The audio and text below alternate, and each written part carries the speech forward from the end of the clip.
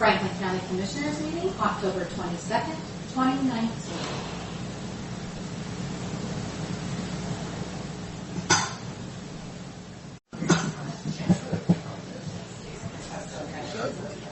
Good morning. It is 9 a.m. We're here for our Tuesday, October 22nd regular board meeting. And with a full complement of commissioners this morning. Keith, our administrator, and Karen, our clerk, and an audience. So if you'd join me for the pledge, please. I pledge allegiance to the flag of the United States of America and to the republic for which it stands, one nation, under God, indivisible, with liberty and justice for all. Thank you.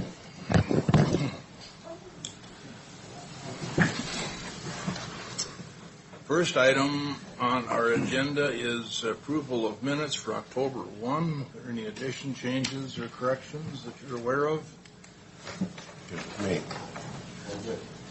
I'll go ahead and sign them as presented then. Ronell, we're here for public hearing to amend Dare Trust. Would you like to come up?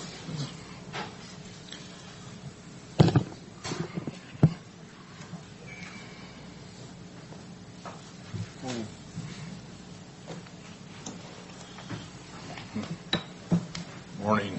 Morning. Good morning.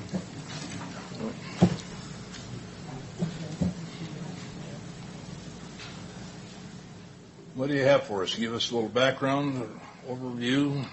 Well, in the past, the DARE fund has had a limited amount. It's a miscellaneous fund that is funded by donations.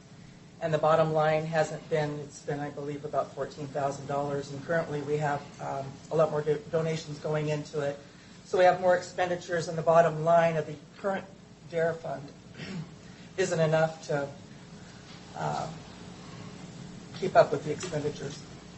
So I guess in order to pay the current invoices, we need to raise the bottom line on the expenditure side to meet the donations. And you have the revenue. Right. Yeah. Okay. I guess I don't remember seeing the numbers or any. It says 35,000. That's what we want to raise it to, so we don't have to keep coming back if we get more donations. It's completely funded by donations? Completely. Private? Well, MISA donates $1,000 a year to it, and other than that, it's private parties and businesses. So And this year we utilized it for the National Night Out, so donations were going into it for the National Night Out, and so that's increased the bottom line on both sides, the donations and the revenues and the expenditures. it sounds like it's almost all donated money with a little bit of public money from MISA. Well, in the MISA contract, it's part of it where they donate the $1,000 to the DARE fund. Sure. The expenditures over the last couple of years have been about the same, or is that going on? Yes. The reason I'm asking is we're doing budgets this week, and so when this comes up, we want to have a mind, do we need to increase the expenditure line? Yes. Okay. It's been 35, what do you think Well, it needs to be? It hasn't been 35. Okay. I'm requesting it be increased to 35 now. Okay. And what has it been? I think it's 14. Okay. All right. And right now our expenditures have exceeded that, and kind of created an issue. That's a good problem. Yeah. Yes. Essentially, we don't have the legal authority to pay the bills from that fund without budget authority. That's the purpose of the hearing. Yeah. No, I was just asking Yeah. so that when we do the budget this week, we don't set it at 14 again. Exactly. I appreciate that. Okay. We have a We do have a resolution resolution there, please. 2019-310. I'm not hearing any other conversation on it, so, Mr. Chairman, move for approval of Resolution 2019-310 as presented. I second. Any further discussion? Yes, I'd like to just say that I've looked into this a little bit, and I noticed that a lot of other counties are getting away from the DARE program and putting SROs into the schools. Is this something that we're looking at possibly doing? Sheriff, it's coming up. I see him moving forward. No, we're committed to the DARE program, and they're going to continue doing that. SRO, school resource officers, is a totally different implementation process. I guess is the way to do that. In some counties, SROs are paid for by the school district themselves, and some counties pay for the deputies to be in there. And so it's a whole different implementation process. The DARE program's been in existence for quite some time, and it is an ancillary assignment where deputies go teach in the schools, in the grade schools, about drug resistance and gang awareness and those type of things. And it's always been funded by 501c3 organizations or public donations or those type of things. And so I plan on continuing with that. We just currently got done training one deputy, and we're going to train another deputy in DARE this year, so we can keep that implemented in the 3 grade schools that we address up in North Crawford County. Thank you. Bear with me, I got ahead of myself. This actually is a public hearing, so we need to open the public hearing for any comments, pros or cons. Okay, so while I'm standing here, with the fund that for the public hearing is what you're seeing is an influx of money coming from the Franklin County Sheriff's Foundation, where they're dumping money, for lack of better words, into that account. Some of the things that happened this year with that money that was donated is vests, carrier safety vests were custom made for all of our deputies for safety issues that they paid for. They also paid for 1/2 of the drone project they're in, so one of the drones and all the equipment attached to it, they paid for that. When they donate for whatever project we're working on, that's where that goes. It's dumped into that account so that we can pay those things that the foundation supports us with. Ballpark, do you know about how much the foundation is bringing in annually now? Well, it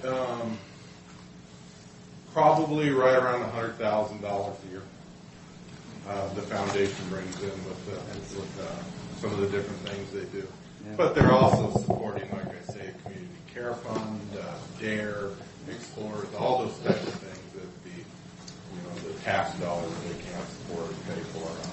They pay for an annual awards banquet that we do, those type of things. And so it's a pretty robust organization right now. Yeah, that's outstanding. It's a lot bigger number than I thought. I would have guessed more about half that. Yeah. So all together with donations, some of the events we run and stuff, probably right around there.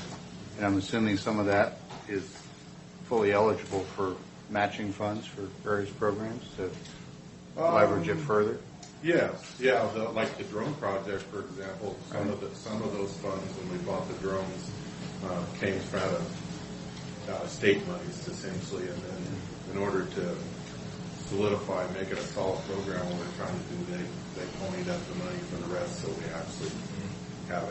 we actually have 2 fully equipped drones that we use on a daily basis, those type of things. So yeah, it can be used for match money at times, depending on the project. Yes. So the effect then is probably well over 100,000 when you leverage other sources. Oh yeah, well over. Yeah. Cool. Yep. Good stuff. Okay. All right, thanks. All right, and with that, is there any other comments for the public hearing? Seeing none, anything further, commissioners? Okay, we'll close the public hearing and got the resolution handled, so thank you. Thanks, Romeo. The next item on the agenda is Noxious Weed Board 2020 budget. Todd? Good morning.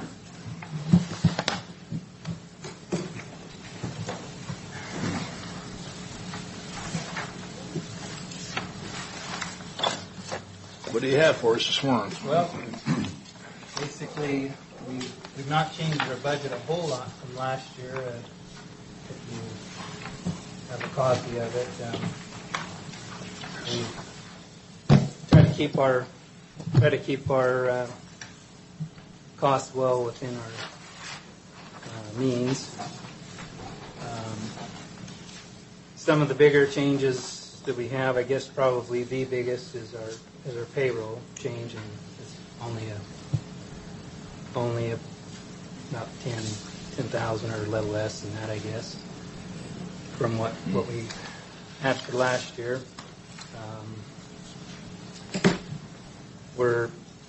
And with that, the changes are, we've got a new employee last year that's now been here a year, and so figured he deserved went through his probation period and has proved a very worthy employee. I have a small increase for myself as well, and some small increases for the remaining staff as well. Are you doing those as changes to your wage scale, or are they cost of living increases? How are they being handled? As COLAs, or are you changing your pay matrix? We're basically kind of a cost of living, trying to keep up with. If I did the math right, it looks like it's just about 0.6%, a little over 0.5%. Yeah, overall, yes. I noticed the other increase is the insurance, and you attribute that to the newer vehicles that you're driving? Yeah, one other thing that I imagine is we do have one more person on staff over the last 3 years. Mm-hmm. So there's a total of 5 of us. But 2, I think probably our bigger exposure, I'm sure this is how the insurance, most insurance companies would look at it, where we're spraying the county roads. That's probably our biggest exposure. But yeah, the newer vehicles too, to replace them, it's going to be a little bit more of an exposure as well. So.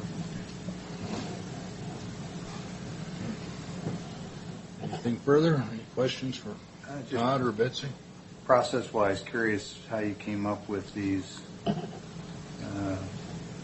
numbers for the wage increases, because I'm just running a few of the samples, and it varies by position, so it really doesn't look like a COLA, which is typically a set percentage against all of the different salaries. This one, some of them are a little higher increases than others. Maybe you could just share with me the process that is used for determining which salaries get increased and how much. Is that handled by your board? Well, I presented this to the board, and as they approved it as such. However, this is actually my analysis, of where we are and trying to bring everybody a little closer together. Where we have a new employee, trying to bring them up to where they have a little bit more livable wage, as we are full-time. All of our employees are full-time. And bring my salary up a little bit to where it's more of what I feel is appropriate for the risk and the risk benefit to my position. So do we use similar positions in other counties, sort of as a benchmark, or? I think that's kind of a part of what I used, looking at essentially what Benton County Weed Board uses, some of the others that we met with at the coordinators conventions and so on. So you kind of see what their salaries were, to kind of keep us somewhat in line with that throughout the state. Just offhand, which of these increased the most? mine would probably be the most. I was just thinking as a percentage, it looks like it's probably the office manager. Yeah. Okay. And Keith, we've had this conversation off and on for years about which budgets we actually approve, which ones we just review and comment on. And the weed board positions are appointments to the board, correct? Correct. So therefore, we're the approving authority on the budgets. Okay. Mr. Chairman, no other questions from me.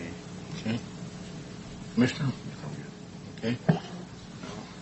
Reviewed it. Do we have some paperwork, resolution, or? We do.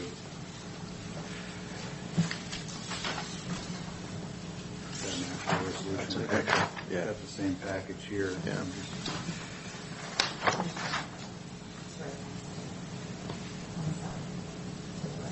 Oh, this one? Yeah. Okay. I think I've got the same package. It just doesn't have the resolution in it. There we go. Thank you.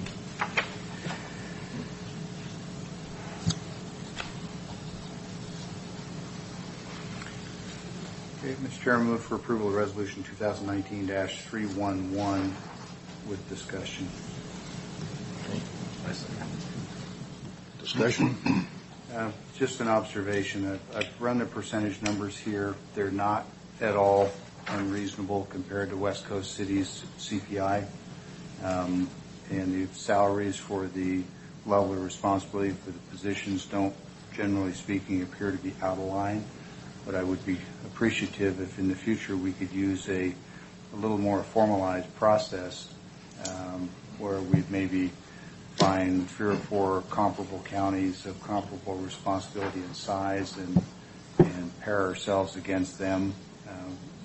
We sort of expect that level of review with all the other programs and processes we deal with, so I'm looking for consistency.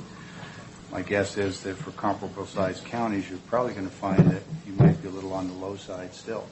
But I don't know that because I haven't looked at those. But I'm asking that in the future, if you would, I'd appreciate it. Sure. Yeah, I guess my answer to that would be that there is a huge, vast difference from one weed board to the next throughout the state. So Right.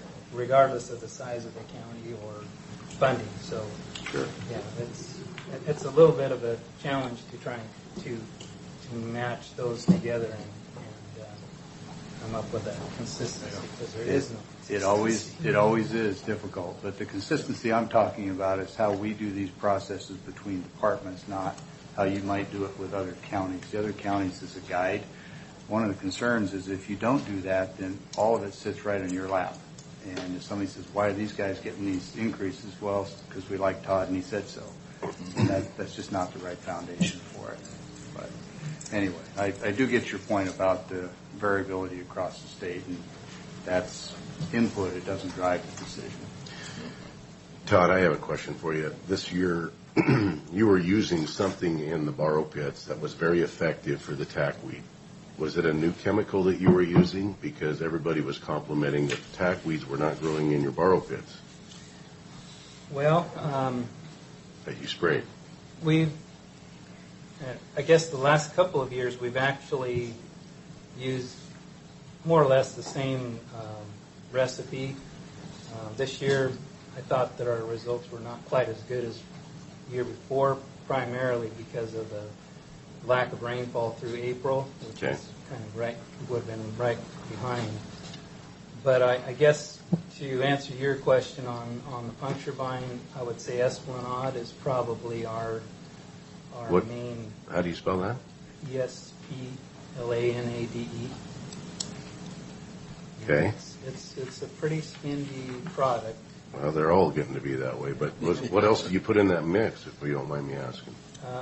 We also use a glyphosate, Glystar Plus, as well as Portfolio, which works on the Russian thistle, kochia, and kind of picks up that complex.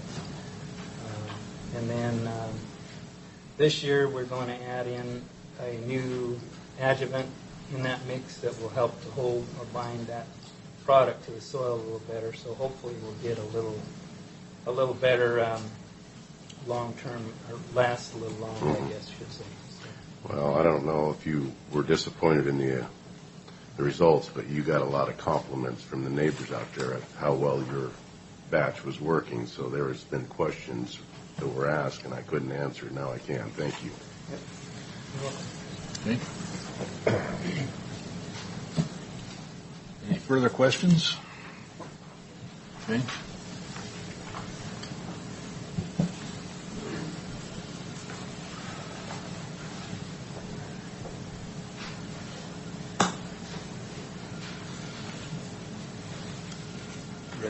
I think we have a motion and a second on the table, Mr. Chairman. Any further discussions? Nope. All in favor? Aye. Aye.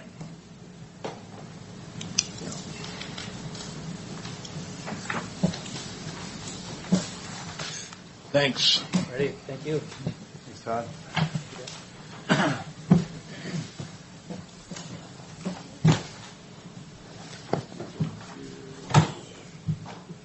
With that, our next item on the agenda is a closed record hearing for a conditional use permit 2019-05.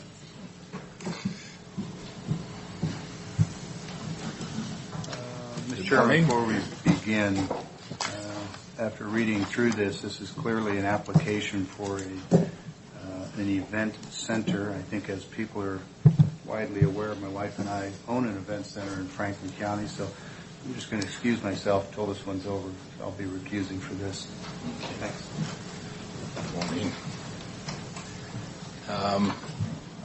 Got a moment before the staff starts here. This is a closed record hearing, meaning no additional testimony will be taken regarding the proposed conditional use permit 2019-05 Salas. A request to permit an outdoor event center in the Clark Addition subdivision, specifically at 4616 Ivy Road in Pasco, as provided for in Franklin County Code 17.82.110, Board of Commissioners consideration. The board shall make its decision based on the Planning Commission's recommendation and the existing record, unless the board, by a majority vote, deems further review is necessary. Should that be the desire of the board, then a closed record appeal hearing regarding the matter shall be scheduled at a later date. This closed record hearing for CUP 2019-05 is now open. So I'll turn it over to the staff, please. Thank you. I'm Millyanne Van Dievender from AHBL. I'm here representing Franklin County Planning. As you said, this is an application for an outdoor event center by Mr. Enrique Salas. He came in for the application to establish the outdoor event center. It's in an RR1 rural residential zone out in Clark's Addition. And in that zone, public and quasi-public buildings need to go through the CUP, the conditional use permit process. Staff reviewed the project, reviewed the SEPA, and made a determination of non-significance that was issued, and public notice was given September 3rd at the Planning Commission's regularly scheduled meeting. Staff prepared staff report for the Planning Commission with a recommendation to approve the permit. We had two letters in opposition from citizens were received at the time of the staff report, and an additional 4 letters in opposition were submitted prior to the meeting. 17 individuals spoke in opposition to the proposal at the Planning Commission meeting. The approval was forwarded to a motion, and the Planning Commission voted down the approval, and then the meeting adjourned with no action taken for a recommendation to you. So they reviewed the project again on September 4th at a special meeting, workshop meeting, 24th. Thank you. Sorry, September 24th. Staff prepared a report for that meeting with a recommendation to deny the permit, given 6 findings of fact. and the Planning Commission approved the motion to deny the permit. And no appeals have been received at this point Okay. or applied for.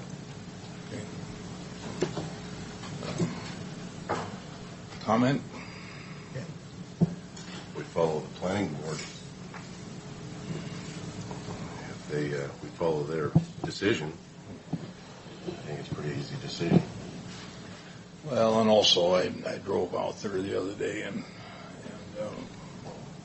familiar with the former owner of that property, and you can't hardly get there from here, and especially if you're talking about 30 plus incidents a year. It's 1.5, 2 a month, and it's just not the area for it. You have to go down 38th south and go to Ivy and end up in basically a dead end. I cannot support this action. I can't either. Okay. So it, by the consensus of this board, is denied from the board side. Do we have anything that we need to sign or finish from here? Not with a denial. No. Okay, just a denial is sufficient. Yep. A motion and then the denial. Yeah, so, And there's a suggested motion in your ASR. Oh, that's suggested motion. Cup 21905. Right here. Right here. You got it. yeah. I move that the Board of Commissioners adopt the recommendation of the Planning Commission and deny Cup 21905 based upon the written findings of fact. I would second. All in favor? Aye. Nay?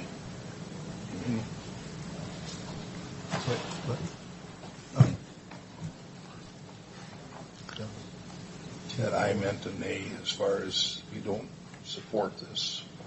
Oh, nay. Excuse me. No. The motion is to deny. Deny. Deny, I'm sorry. Okay, So it should be aye. aye. Yeah, it is aye. There we go. I was Okay. backwards on that, too. Thank you. It's been a tough morning. There's no place to sign here. Mr. Chairman, I have just a couple of things to clarify in the record for this. I noticed on page 8 of the staff report, down under the suggested conditions of approval, paragraph 1B, it reads, an event center would need to have plumbed restrooms, facility for the guests, portable toilets may be used to supplement large events, shall may not be the only restroom available. I think there was probably a word choice between shall and may not, and that just probably needs to be corrected for the permanent record. It's shall, not may Yeah. not. And then on the draft minutes of the Planning Commission meeting of September 24th on page, well, these are not page numbered, but it's under the Planning Commission discussion. The third statement down, Commissioner Vincent asked how long the CUP will be in effect. Mr. Bratton said he does not think that there is not an expiration on this application. I think that's supposed to just say that there is not, that he did, but there's a double negative in that sentence, and I think Oh, okay, which would, yeah, that would be I just- opposite of what I'm trying to say. And that's the only reason I bring those up, is the intent of the specific wording could be interpreted as contrary to what I think was really intended in the comment. Thank you. So, there is no signature page, so we're, Good. okay? Thank you. Thank you. Stumbled through that. Well, I read the motion. Yeah. Yeah. All right. Our adoption of revised county-wide planning policies. Nicole and Derek.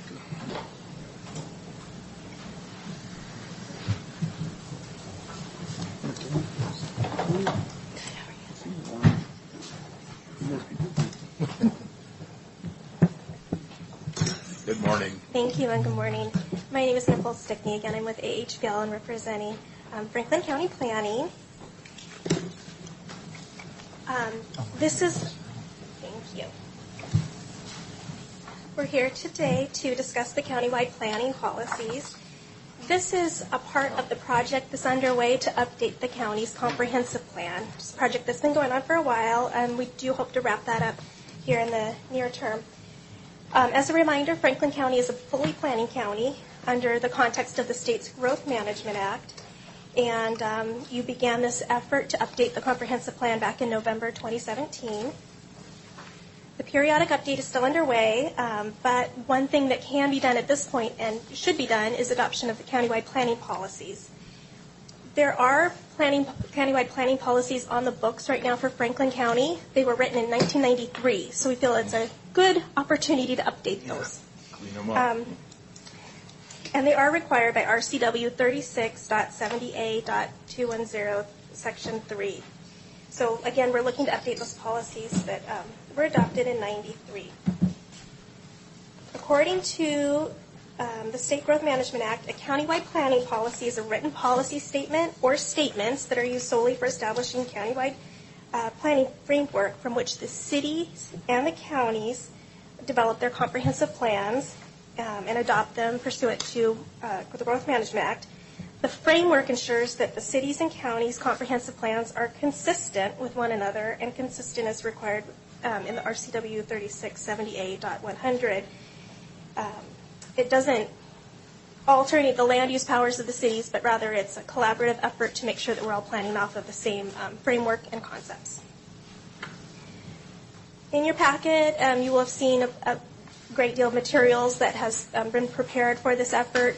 We did go through a complete public participation process. You'll see that we received many comments from the public and from different agencies in response to our examination of these countywide planning policies. And the Planning Commission did take ample opportunity to review these and study them, and then finally recommended approval to the county. However, I observed that it was not a unanimous decision from the board. From the Planning Commission. I have distributed to you this morning a new letter that we received after we prepared your packet. It's dated October 21st, and it's from FutureWise. And as I read it, it's in support of passing the countywide planning policies as we prepared them for you. I think they did want a little more heavy language in a couple of places, but we did respond as to our preferences to either address issues elsewhere in the comprehensive plan or to simply not put together a market factor, as they've suggested, for the sizing of urban growth areas. We feel that should be determined in collaboration with the cities without a set number put forth for that.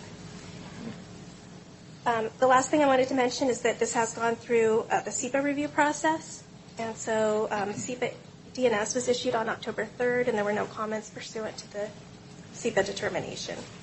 What we've prepared for you is a draft resolution with the proposed countywide planning policies attached to it and the full packet so that you can see how this was processed through the Planning Commission. And with that, I'll answer any questions you have.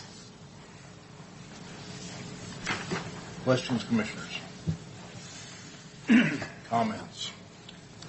Mr. Chairman, I have several, so I'll defer to Commissioner Didier and allow him to have first shot so that I'm not taking up his questions. There is a term here called resource lands. Can you give me a definition of resource lands? Yeah, I'm happy to. So the State Growth Management Act says that counties, and this applies to counties, not cities, need to have a specific element in their plans that address resource lands. Those are defined as mining areas, forest areas, and agricultural areas of commercial significance. So that is one of the things that you will see coming to you in the future in terms of the update of the entire comprehensive plan. We are not at this juncture proposing any changes to the mapping that was undertaken by the county previously for those resource lands. So we're not proposing any changes to those. But we are just trying to explain them more in the comprehensive plan because I feel like past versions did not make it very clear what those designations were all about and what the purposes were. And so when you see our draft comprehensive plan come to you in the future, you'll see that we have vetted that out a little more specifically and talked about what it means to be a resource land or have that designation. Let's just concentrate, because that's mostly what we have out there. Let's concentrate on the agricultural lands. Yep. What do you have as a definition for the agricultural lands under the resource lands definition? So I would have to look back to what we have written to be specific and on point with that. But generally speaking, the county did go through a parcel analysis in the past and looked at whether lands had certain soils that were ideal for production and whether there was irrigation available. I believe that's the methodology they used. Mm-hmm. So there's a couple different kinds of agricultural resource lands that have been so designated, which is the irrigated lands that are good for farming, irrigated lands with Quincy soil that are good for farming, and then dry lands. Those have also been so designated.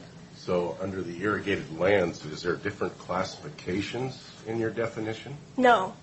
I think that what they looked at was USDA, National Conservation Service designations and those sort of things. I think they were using that in their methodology, but we haven't gone back to the drawing board to re-examine those at all.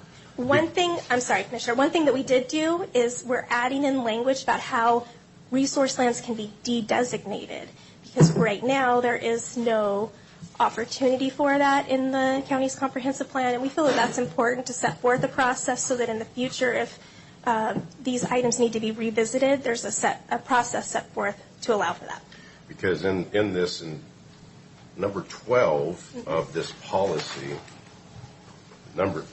area 2, number 12, it says specifically the extension of the urban growth areas into area of agricultural lands of long-term commercial significance or any resource lands is not allowed. So in this area of farming, we have migrated from surface irrigation, back when I was a young kid out here on the farms, to pivot irrigation. So the lands that were classified, there were 6 classifications, 1 through 6. And 6, I don't know if you remember back in the day, but the federal government came after us for water spreading on Class 6 ground. When you put up a pivot, you can't go over some Class 6 ground because it is a future. It was the future of watering, which has innovated the agricultural industry out here. And it's what everybody's going to.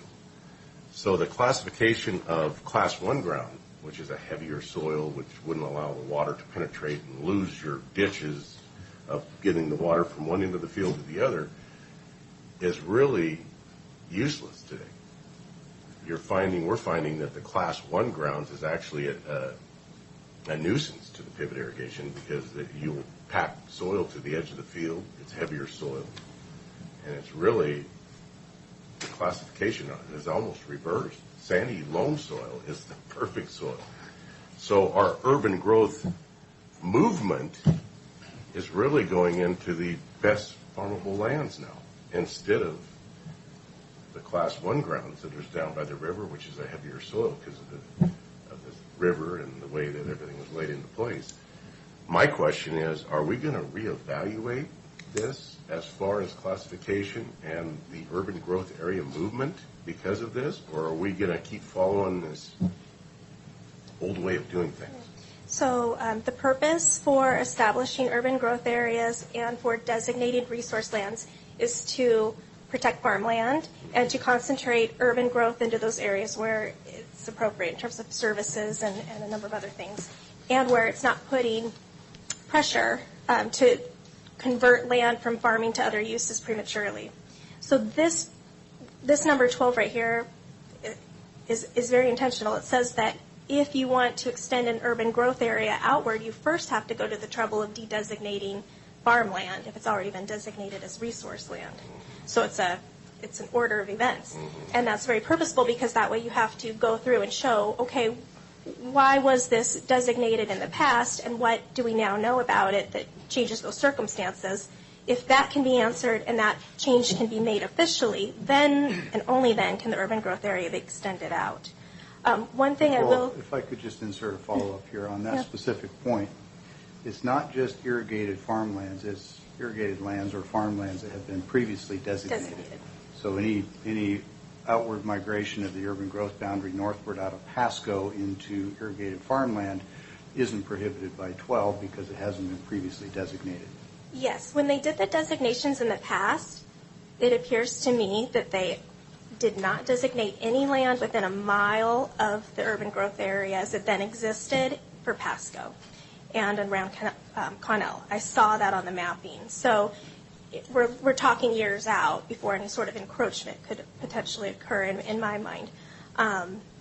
There is a mile already separation between the, I wouldn't say the current urban growth area because it's been amended since slightly, and of course any potential changes that are being considered or that Pasco is going to advance, that mile buffer goes away a little bit. But from when it was first established under Growth Management Act and when these resources lands were first set, there was a mile between them, which is a pretty good amount of land. Okay. So any movement north is going to be encroaching in agricultural land? Eventually, but first you have about a mile before you potentially find that. Now, not all of the land that's outside of urban growth areas is resource land. There's only certain areas, and that has been mapped out. And that has been determined by the county commissioners previously. In 93. Thereabouts. Yeah, I'm not sure the exact year of that designation, but it was certainly some time ago. And it was based on previous information and assumptions. So when the time is right to go revisit those, of course, the county can do that.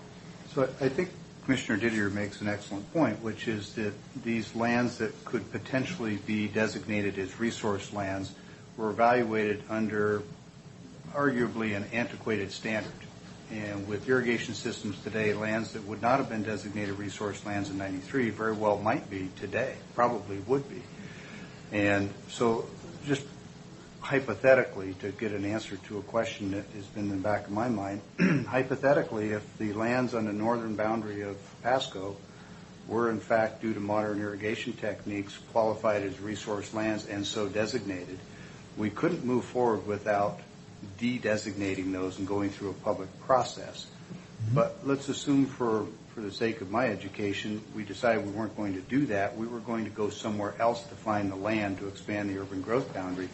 What options do we have? Last time I checked, it's pretty wet to the south and to the east and to the west.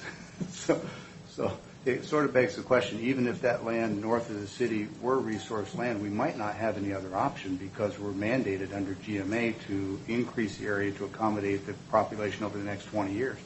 So even if that were resource land and we protected it, where could we go? I think the best way to answer that question is you plan for the right kind of growth in this scenario. Okay. So you don't sprawl, you look for compact development, you look to be efficient. Yeah. Okay. I think it's an excellent discussion. I just think we're kind of unique in that we're bounded on three sides by rivers, and I don't know that we have a lot of options. Yeah, and I would also add there may be room within the current urban growth area to do more development beyond what's presently there, which would take care of some of the pressures in terms of population growth that need to be accommodated through housing, Right. job growth, those sort of things, commercial land uses.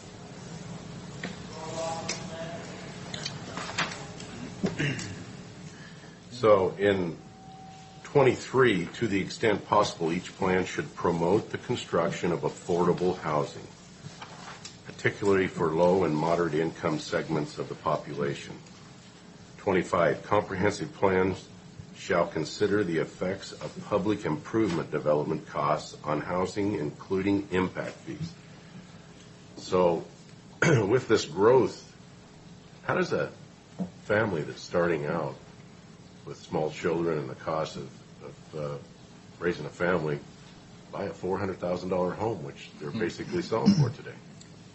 Yeah, and that's kind of the point here is that we want to set forth those policies to say, yes, the cities and the county, when they're adopting their comprehensive plan updates, should be asking these hard questions and look to try to address these issues when they are doing their planning efforts. Isn't it at least a key part of that is in your zoning where you have transitional housing between single-family $500,000 houses and high-density apartments, that you don't abut those, that you have transitional development areas. And I don't know that you're going to see a lot of $400,000 or $500,000 homes built in high density or small lot residential spaces. Isn't that the natural order? Yes, sir. That's known as the missing middle.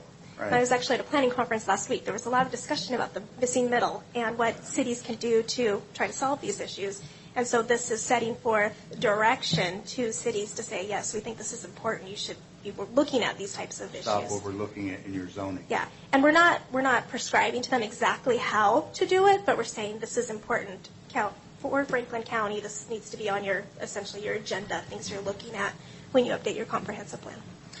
So let me ask you this. Wouldn't it be sort of getting the cart in front of the horse if we were to pass this before the city of Pasco has their ducks in a row? Because I think that needs to happen before we pass this. And no, sir, this is the framework from which they are updating their comprehensive plan. They've already reviewed this. They have this in hand. They know that it hasn't been adopted yet, but they're already putting these to use in their work, is my understanding. And this normally would come before. And so that's why we wanted to bring it to it this time while the cities and the county are still developing our comprehensive plans to make sure that we're all planning off the same principles and direction. Well, as a law-abiding citizen, I believe that we have enough ordinances and laws and these apparatuses put in place. We don't need to be participating in an out-of-area agreement with the Growth Management Act that is basically being brought forth from outside our area. This is not part of, it's only part of Franklin County because of previous commissioners voting it into place. And it was voted into place because, correct me if I'm wrong, there was money involved that we would get. I think that's true in the past. Currently, I don't doubt that even if Franklin County had not opted into growth management at the time that was an option, it would have been mandated by this point because of the population in Franklin County and because of the rate of growth. I believe those two items would have required Franklin County to become a growth management county regardless. In terms of Are all counties in Washington State growth management counties? No, there are several that are not. Stoughton County, Grace Harbor County, there are some, and they are still required to do resource lands planning, for critical areas and whatnot, but they are not required to do comprehensive plans to the same vigor that we are. But the state has directed, because they don't want to be so prescriptive, is the way I would describe it, that the county, so that it's not a completely top-down process for growth management, they're giving the county the latitude to set forth these policies, and so it's an opportunity to take advantage of that important role. Okay, so Commissioner Corrales from the Planning Board sort of debunks that when he made the comment. He asked, who changed it from whenever possible to never? We didn't change that. That was the state. So they're dictating to us that never can we go into these areas called resource lands. Commissioner Corrales brought this up at the meeting, the Planning Commission meeting. Very well stated. It was changed from whenever possible to never. So they're dictating to us where we can grow. They are saying that We're not getting that decision. County obligation is to protect resource lands, which I think I just heard you that you're generally supportive of making sure that growth doesn't go out and take up lands that are important for farming. So yeah, they're designated resource lands down here that should be designated as growth areas. And so they're not going to be able to be built on, and we're going to be getting the leapfrog effect that because they're designated as resource lands. This is what I'm arguing, is the fact that they're dictating how we're going to grow. Not us. We're not making the decision, which we should be making. They are making the decision by changing it from whenever possible to never. I'm sorry, could you tell me that number that you're... That's Commissioner Corrales in the comment period of the Planning Commission. I'm just trying to remember the exact point. It's right here on this page right here. Got it earmarked. It's basically the first page. Nicole, while after getting into while it. you're looking that up, part of that same discussion, Maybe you could refresh my memory on any resource lands that are potentially in the new UGA expansion, because I know you pulled back up in the northwest corner from some resource lands. And aren't we also able every even-numbered year to adjust the UGA boundary? You can adjust a UGA boundary any year you want. Yeah, I think it's You can even. do No, one. it's only even years. It's in there too. I think it's only even years, but irrespective of that, that's an unimportant detail to the point, which is if we've got resource lands, we have the ability to have a hearing and de-designate them. And we also have the ability to move the UGA. So even if we have resource lands, it wouldn't force us into a position of having to leapfrog them. You simply de-designate them That's through the correct. process. That's correct. So you're at the steering wheel of those designations and those determinations. One thing I would add is that it simply isn't part of our scope right now to look at those resource lands, but if that's something that the county so desires, that's something it could certainly put on a work plan. And, you would want to bring on someone who could do that analysis for you. We have a proposal from the city for a new UGA boundary. Correct. Are there any resource lands included in that? No. Okay, there were originally up in the northwest corner, and that line's been pulled back. So I think it's a legitimate point. I think it's an interesting topic. I just don't think it's relevant to this decision. Yeah, right now I don't foresee that there are any direct pressures on resource lands in Franklin County as they've been previously designated. But we're putting forth a policy and a framework for which they can be de-designated or reevaluated so that if down the road, 15 years from now or whenever that could be, whenever that's triggered, that could be accomplished by the county. This to is, look at you know, again, this is living document. What we're doing with these is kind of catching us up. We know that just in the case of all these big, gigantic things, comp plans, these large area plans, that there's probably going to need to be some minor tweaks and things like that. And that's part of what we're trying to get set up now is the methodology internally for us to be able to look at some of those things. For example, the de-designation. Planning is constantly looking and working on the comp plan and other development codes and regulations for the county. When we see a pinch point or an issue, that's what triggers us to spend the time following, these types of actions to get those tweaks in place. So one thing that I will be, because we haven't done the designation review on those properties, there's been advances in technology with garden farming, I think that is something that we should be looking at. We're just not there yet, and then we would also have to determine the fiscal costs associated with that. But it is something that we are due, I think, to do. Derek, let me take us back to the conversation a minute ago. Even if we were prepared to do that today, correct, and we went on the northern boundary of Pasco and said, yes, these are potentially lands that could be designated as resource lands. We don't have other dry land, west, east, or south. Right. So the fact that the process is not before us doesn't change the practical reality. But what we have to do is figure out a methodology. I understand we have to have a methodology in that's place. I'm just speaking to the action before us and whether or not that methodology and those plans and processes have to be in place before we can move forward today. And if there were a practical impact, then I would say perhaps we'd entertain that discussion. But because we don't appear to have alternatives or other options, that I don't see that plays. I wanted to ask you about utility service areas. As I understand it, when utilities have designated a service area, that does or does not have to be included in the UGA? Or is that the reverse, meaning you can't designate a utility service area outside? You cannot extend sewer outside of urban growth areas. Okay. That is the limitation that's imposed by GMA. And so if you're going to extend your UGA, there has to be a reasonable expectation of capacity to extend to serve that area. Absolutely.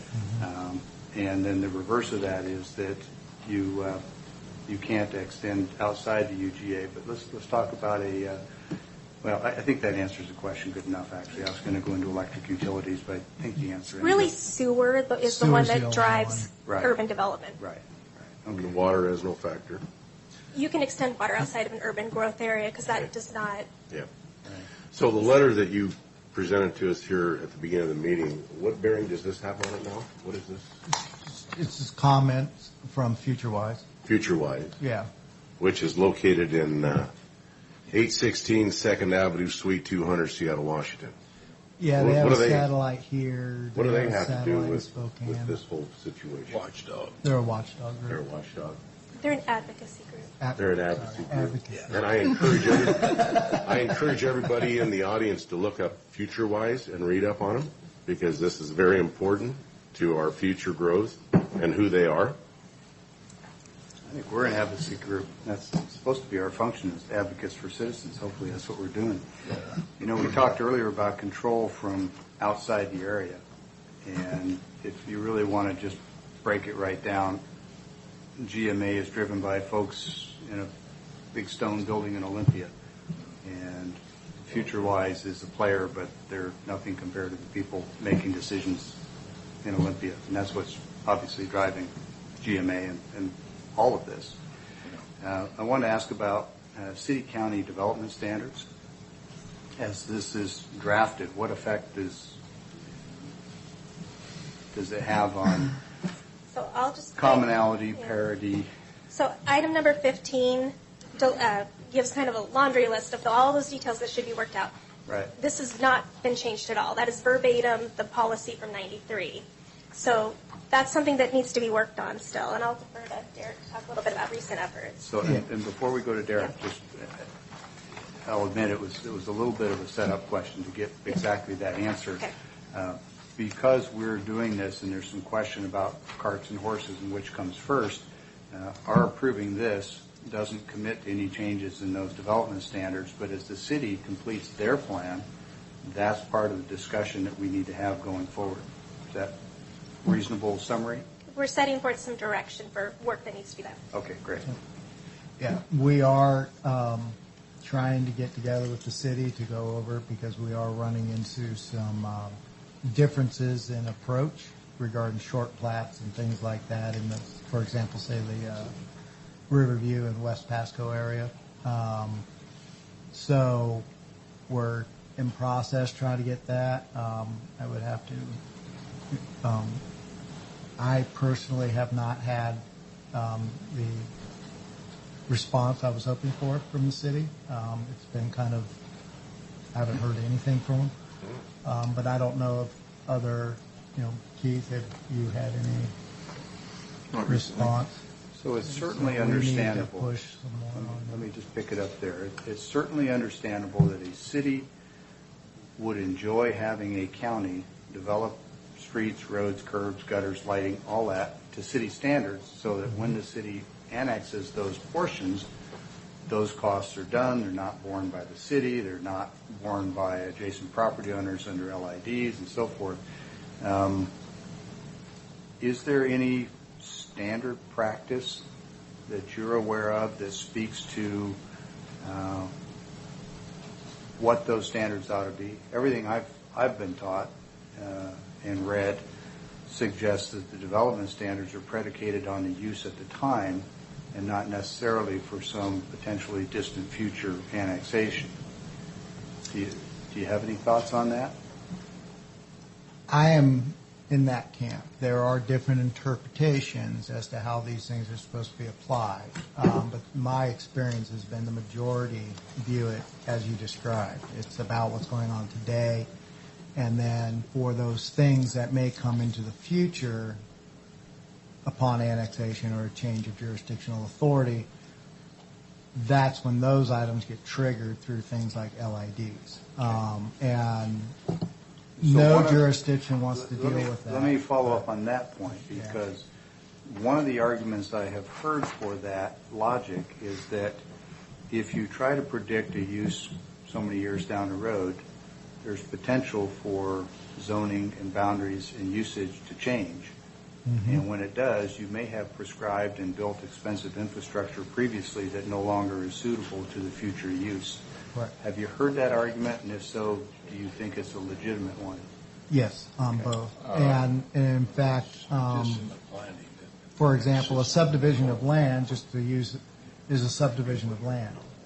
It doesn't mean that it's necessarily going to be sold, developed, or anything else. It's at the time of development that you're able to better make the determination of the infrastructure needs. If you do it at, say, time of subdivision, and I'm talking short plat subdivision, full, long plat, residential neighborhood size subdivision, that's a different animal. But even there, if you don't have the if you put in the infrastructure and you don't necessarily at that time know the specific use, it could be the wrong infrastructure for the wrong application.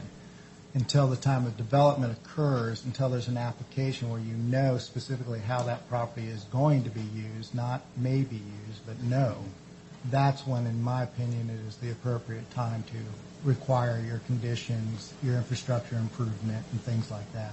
Okay, so I'll just close out this point with, there's also a distinction between types of development, and water and sewer tends to be pretty universal, irrespective of the future use.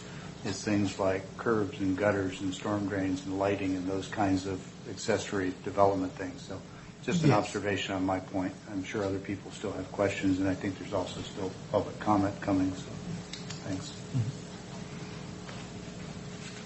Oh, I'm sorry. I missed one on my list. I've read about market factor influences on UGA boundaries. Is there anything that you'd want to share with us in respect to that? I mean, there's been a lot of discussion about a Costco in West Pasco, which I've researched that. It doesn't appear that that's happening anytime soon, if ever. The land that they allegedly bought doesn't appear they ever did. But it maybe serves as a good illustration of a potential market factor in how you zone land and where you put your UGA. Anything you'd offer to enlighten us on market factors as part of this discussion? Sure. So market factors are used when sizing urban growth areas to account for uncertainty. So, for example, someone may own a 6-acre piece of land, and we know that, there could be all this infill development. If it was zoned correct, if it was zoned a certain way, it could have a certain number of residents served on there through housing, that sort of thing. But that person may not want to sell.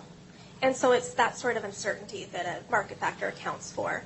And it really is timing in the market, or just people who do not want to provide their land on the market. So that's really what the market factor is all about. And major economic changes like a new processing plant or a major high school or a Costco, all those things can affect the potential or a recession value and could use happen. of those plants, right? Yeah, it's all those Okay. things. So it's all those and everything else. It has to do with the math and how we size those urban growth areas and anticipate that. We're not proposing to have a specific market factor set. We don't have enough information. It's a hard thing to get And it your can arms change. around. It really is. And if you get off, the advocacy groups will try to correct it. Yeah. And personally, I was surprised to see them recommend such a large market factor. The only jurisdiction I know of that exceeded 20% ended up in court. Well, I don't think anyone that so- watched the growth in north central Pasco of residential housing really expected that the land at 182 and Road 68 that was owned by DNR would stay vacant, non-residential as long as it did. It's almost an inverse of the normal market factor rule. You'd expect that that kind of residential demand, that being prime residential area, that would have developed a long time ago. In this case, the market factor is that it was owned by a government entity. So I don't know how you get your arms around that. So, but good discussion. Thank you. Chairman, I see we're on the Planning Commission that the votes were 4-2, and I see one of the Planning Commission here in the audience. Is there a chance we can hear from him? See at least a couple of them. Yeah, there's a couple here in the audience. So. Well, one of them that voted no is the one I'm curious as to why. Kent McMullen, Pasco. One of the concerns I had with the issue of moving the urban growth boundaries was the impact on agriculture and that their designation of their property, they would be viewed out of compliance. And as long as they continue to farm, we are a right to farm county. That has no impact on them. But once the designation is put in place and the area is annexed, if they were to cease farming for a period of 1 year, they would not be able to resume farming. So to me, and of course that requires an annexation before that would happen. But to me, that is an erosion of a property right without due process and without compensation. Is there any exceptions if they were to have a health emergency? If one of the husband and wife, their kids are gone, they still got their parcel of land, one of them comes down with cancer, and they can't farm for a year? Not that I'm There's aware no exemption? No. But I think there's a couple of points here that need to be added into that discussion. And one is that it's upon annexation, and annexation is a due process activity. It's by a vote of the assembled property values and the people who represent those values. So there is process there. The second is that these, you referenced these lands being designated. Did you mean being included in the UGA or being designated farmlands? Being included in the UGA. Okay, so there is a process, due process for the UGA expansion. It's the one we're going through now. So you and I have had many conversations over the years outside of county business, just talking about farming, and I appreciate a lot of the education you've given me, and we share some pretty strong views on private property rights. But I'm having a little trouble seeing that there's a lack of due process given the annexation process and the one that we're going through now that's prescribed by statute and has public involvement. So what am I missing? Well, the eventuality, if there were a situation to where they had to cease farming for 1 year, let's say there was an economic collapse. Well, and by the way, that's also negotiable on annexation. It isn't necessarily a year. For example, in some of the areas in Central Pasco that were annexed, the city and the county, as I recall, entered into some agreements where people would be allowed to continue their ordinary and customary activities for an extended period and were grandfathered. And Mr. Lenk probably will recall better than I do. I don't remember if that specifically had a 1-year moratorium on uses. So maybe I'm off track there. I'll put that one to the side. Well, if they have some options and an ability to have input to protect the right to farm, then I don't have any problems. But if that property right is abrogated, then I have issues with that. Right. Well, part of me wishes that we had land that we could move into that wasn't some of the best farm ground in the country. Correct. And part of me is really glad that everything we have is some of the best farm ground in the country. It's a little bit of a conundrum. It is. Yeah. Thank you. Who else like to speak? George?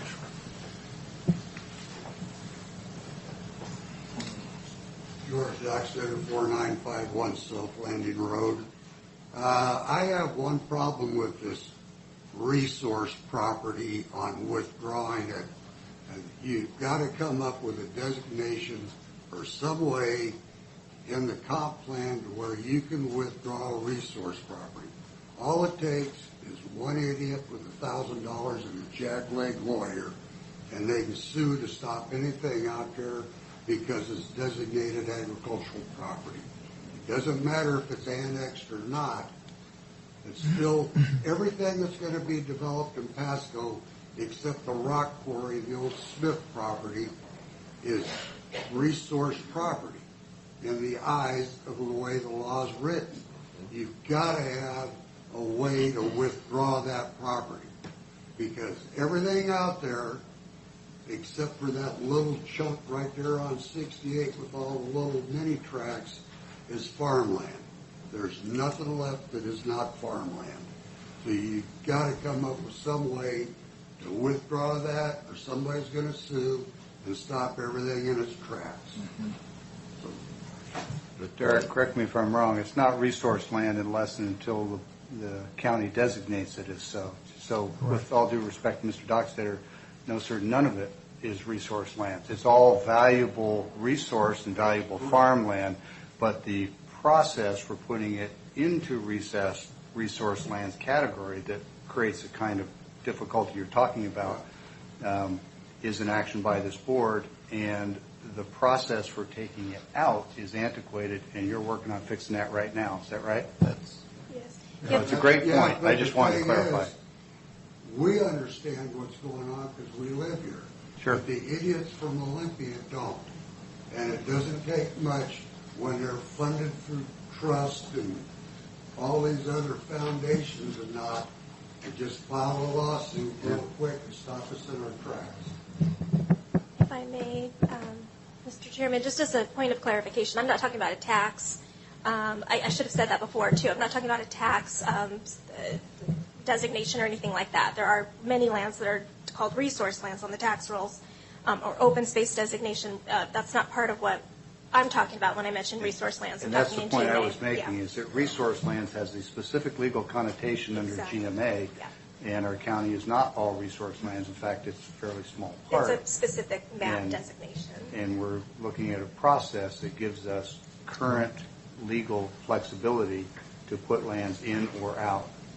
Okay. Correct. Great. Because if we don't have that process and we just start doing it, Then we're open vulnerable to this. the law. That's right. It's the absence of a process that gives them a foothold in court, and that's why we need the updated rules. Or not following an adopted process. Right. I think it's a great point, and that's the process that you're working on. Good morning, gentlemen. Good morning. I'm a developer in Tri-Cities. I'm also a farmer rancher out north of town, and we do have some challenges in front of us. I appreciated what you said there, Brad, about And you're a pilot, too, so you get extra points. Thank you. It's a beautiful day to fly today. So we do have a challenge in front of us, we being you and the city, to somehow figure out how to marry our development standards. I am stuck in the middle right now, and it's very, very, very frustrating. That's right. Getting stuck in the middle, and what the city's stance is that because I need to tie into city water, that because of that need, I have to develop 100% to their standards, everything, light poles, curb gutter, sidewalk, even though in the area that I'm attempting to develop is in one of the donut holes, which FutureWise says that we need to develop that before we head north, right? And so that's what I'm attempting to do, and I'm stuck in the middle. I started on this process a year ago, and I'm still spinning today because I'm trying to. You guys have put conditions on that plat that I'm attempting, and I'm fine with all the conditions you guys have put on there. You're the governing agency. It is in the county. It is not in the city. Yes, it will eventually come into the city, but the city is saying you have to bring it 100% up to city standards today. And so I'm caught in between because you guys are the governing agency, and they're saying you got to put city standards when the county is the governing agency. Very, very challenging. And so you guys have a lot of challenges in front of you. As far as heading north, it is. Can I speak to that one first, and then we'll move north? Sure. Is that okay? There's two things that really come into play here. One is the city has the water, you want it, and they don't have to give it to you unless you do what they want. That's one. Two, the only alternative that I know of to that is for the city and the county to have a written development agreement that spells out agree. who's going to do what. And I much favor the second because you're living under the first, and you can see how well that does not work. So I hear you loud and clear, and we'll be adding additional emphasis to get that county city development standard agreement. There's pieces that as a developer, it doesn't really matter to me. Right. You guys have one thickness of rock. The city has another. Come to an agreement. I don't really care. It's going to change the difference very, very small. It's the build-out standards, right? Curbs, gutters, sidewalk, Yeah. light poles, storm drains. That's where there's a lot of added cost. Yes. So as a developer, my draw is what the market is asking for. That's what's pulling me as a developer. Right. And some of you guys know where I live. I live in one of the donut holes in Pasco, and don't have curb gutter sidewalk. I live in a very, very clean, nice area neighborhood, and that is what people want. The lot that I personally live on is a draw what the market is asking us to provide. I'm attempting to looking at. I've developed multiple of these donut hole pieces. I'd be excited to show any of you any of those. We're trying to raise the standard. This is my town, and we're trying diligently to do a very nice job of that. The donut holes that we are attempting to develop doesn't want curb gutter and sidewalk. I don't want that. I want to live on a cul-de-sac where my son can go play basketball in the street with the neighbor kids. Right? That's almost as American as apple pie. That's what people want to do. They don't want to live on a through street necessarily. That's what the market's asking for. We're trying to give, and I'm still being held up. I can't tell you today. Earlier this year, after you guys approved it, that piece of property, we started pre-watering it. We started preparing for construction, and today still I can't touch it.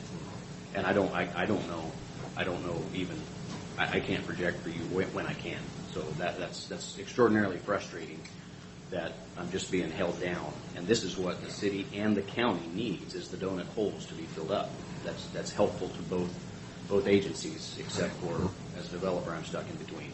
It's actually required under this process is infill in your donut holes as part of GMA. Yeah. As somebody that is very, very fond of personal private property rights, I don't believe you should be able to tell a guy what to do with his land necessarily. There's generalities, but you can't tell him you have to develop that piece of property. I don't agree with that. To go and probably a lot of times pay too much for a piece and convince a guy to sell his land, that's different. So moving north, I'm excited to say that we live in one of the most fertile, best farm ground areas in the face of the planet Earth. I remember when I was probably 8 years old, that my dad took me out to the end of Dodd Road, and there used to be a sign there that said, "Scientifically proven to be the most productive farm ground on the earth." I don't know if any of you guys remember that, but I remember that sign from a really long time ago. And we are blessed to live in that area. We are blessed to be living at a time when growth is happening, and challenges that you guys face, I face as a developer, the city faces, is how do we do this fairly, properly, and as Mr. Docksetter said, not get ourselves in a challenge. I appreciate what you guys have said, where that it's your decision, it's not their decision. That's right. The decision's here, not there. And I appreciate you guys saying that, and I know that it's easier said than done, but Fortunately, it is. And we do need to move north, and I don't know how the proper and right way to do all that, but together I think we can figure it out. I don't think we need them to tell us how to do that. That's right. So please put some emphasis on making that happen. I don't know. I'd be happy to be helpful with that process. I develop. That's what I do, and I'd be happy to help. I told our city manager I had opportunity to visit with yesterday, and I told him, I said, I'm a little bit like a bull in a china shop, and I don't apologize for pushing hard. Sometimes my methods maybe aren't quite as smooth as they should be, or I'm not as diplomatic as I ought to be sometimes. But that's what our jobs are, right? If it was easy, it wouldn't be us doing it, right? That's what kind of our position and jobs are, and so let's figure out how to do it. Thank you.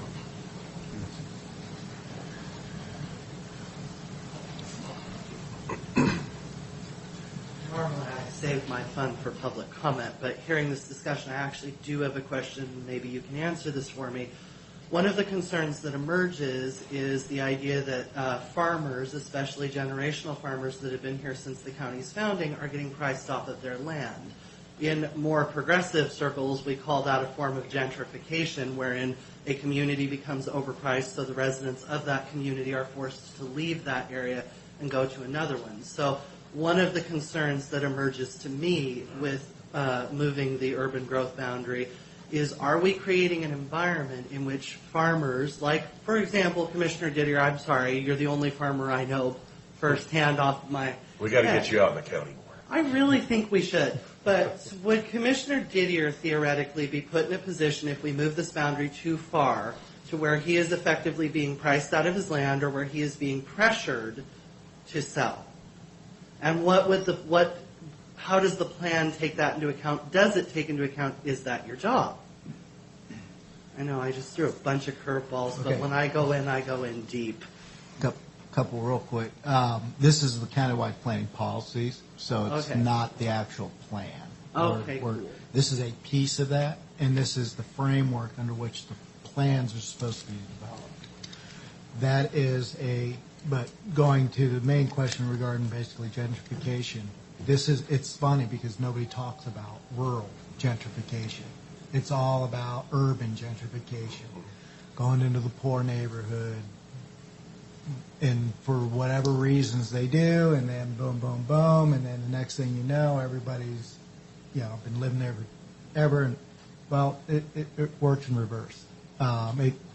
As the valuation of land, there's just a lot of different potential factors that, especially out in the rural areas, that can effectively gentrify the property, make it so that the valuation, and various other things can get to where the farmer can no longer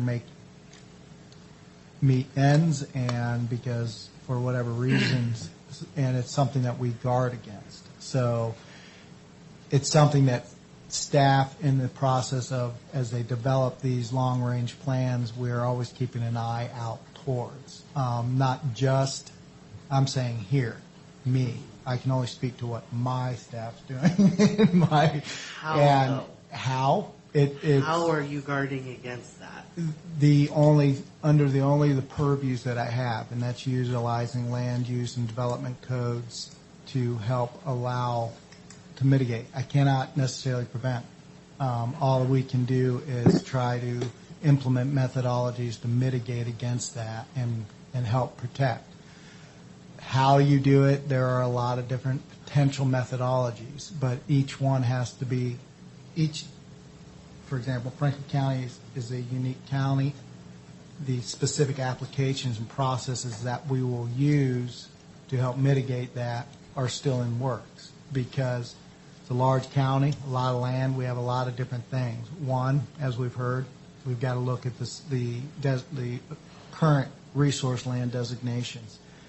After we do that, that's going to tell us kind of what we have on the ground. Until we know in more detail what's on the ground, you want to be careful starting to make dramatic changes. That's why a lot of, with our proposed countywide planning policies, we've made some tweaks, but they're not dramatically different and that's because, one, a lot of that stuff is kind of prescriptive. You will address these items, and that's what we do. And then you take the local, where we have the opportunities, you adjust it to the local flavor, I guess you could say. Well, the reason I asked that question, and I suspect I'm in line with the gentleman that was just up here a few minutes ago and the one with the Trump hat, is that we just recently in Pasco lost the Harris Farm. They decided to sell, and while that is not something that the county controls at the same time, there is a growing anxiety in our city of Pasco. There is a growing anxiety in this county as a whole that a lot of our identity as rural farmers, as pioneers in a sense, is being taken from us. And while we are victims to an extent of our own success, the concern becomes increasingly real and increasingly terrifying, and it does lead to a sense of fear and unrest because it is not always easy to understand. And with complicated things like what you're doing, it is always important that we at least have some idea why certain things have to be the way they do. As we move towards adoption, we will be doing public workshops to explain what we're doing. These plans, and then there's also potential for annual amendments to it. The key is public participation in providing opportunities for the public to participate. And that is something that we will be doing more. The commission has, I think we're pretty much quarterly now for the evening meeting. And that's where I see those quarterly meetings being opportunities to bring things of the community interest. For example, maybe at the next one we'll have a workshop on where we are. These types of things to invite the public in to participate, and that will continue to grow. It's just that it's a little nascent right now, but we will continue to work on that, because the only way, one of the other things that I personally have observed is there's a rural-urban divide, and part of that needs to be bridged as well. And again, that's going to occur through public activities and things. As the development process is modified and adjusted, those elements will always be brought forward, and we will try to maximize within the resources that we have the public participation process, even to the point where I don't know when or exactly how, but going out to the public, not just having them come to me, or us. It's things like you go out to, I don't know, say a library, and you set up a little booth, and people come by, and, there's just a lot of different public participation methodologies, and we have to look and we'll have to try. Some are going to work, some aren't. We have to throw away the ones that aren't working and focus on the ones that do. With concern to this plan, we've been doing a number of meetings, and we can add you to our mailing list. So provide us with your email address. Love that. Yeah, anyone who wants to provide Derek at the end of the meeting with your email address, we'll make sure you get all the notices. Oh, yeah. Thank you. It's good to learn, right? If I may clarify here, I looked up Washington State counties and GMA. 18 counties required to plan fully did not exercise ability to opt out of full GMA planning. And in those, which they're not participating, but plan fully, is King, Pierce, and Snohomish, with a lot of other counties. 10 counties opted in to full planning. We're one of those. 11 counties subject to critical areas of natural resources, land requirements only. 11. I don't know why we're playing this game. I really don't. Other than the fact that we get 400,000 this last night? Is that what we got from the state to be opted into this? We got an amount of money. I just don't. Decade ago, I don't know. At the beginning, you're talking about? Oh, I think at the beginning we only got 150,000. They upped the ante here when we, and I didn't vote for it. I voted. Yeah, Commissioner, I have maps I can provide to you that show those counties that are participating in different areas. And as I made the claim earlier, I do believe that you would need to be in growth management at this point anyways. So I'll provide you with the RCW reference. Well, there's 11 counties that are not. Right, and it has to, what triggers whether or not you have to participate had to do with, there's all these, I call them funny, because they're strange little mathematical equations, like if you had a 10% increase in your population over a 3-month period and this and that and these and those, and you're and the moon was looking at you funny that day, you're in. And that's a little flippant, but the reality is that there were population threshold requirements that were established. Then there was an opportunity for people that opted in that didn't have the requirements at the time to opt out. That was a very brief window. That was a few years ago. And then that window closed. But at any time, those population triggers maintained. So if you hit a certain, so let's say we had this discussion 5 years ago, we may have been able to opt out at that point. But because of what we just got hit with over the last 5 years in our population growth, it hits that metric in spades to sit there and go beyond what those we could have opted out, but we'd be forced back in by now. Basically. With those stats and the numbers of counties are the ones that opted in, not the ones that are currently bound by GMA. They're currently bound by GMA number, I'm going to guess, out of 39 counties, is probably in the mid-20s. So you're telling me Grays Harbor, Cowlitz, Skamania, and Klickitat don't meet that criteria for growth? Yeah, same as Adams County. Okanagan, Perry, Lincoln, Adams, Whitman, Asotin. Yeah, they're just not. They're some of their populations are declining or they're very stagnant. They're a totally different picture than Franklin Grays Harbor County. County, for example, Yes. is going the opposite direction that we are. Yes. So it's just, I mean, we can't, we're just saying that most likely we would be back in even if we had opted out. Nicole, we got the letter from FutureWise. It has 3 things that they're asking us to do, and you said that the market factors is the one that you're not doing, which I take that to mean you are planning to do the other 2, which is a complete streets policy. And I'm looking at Section 7, which is policies for joint county and city planning within urban growth areas.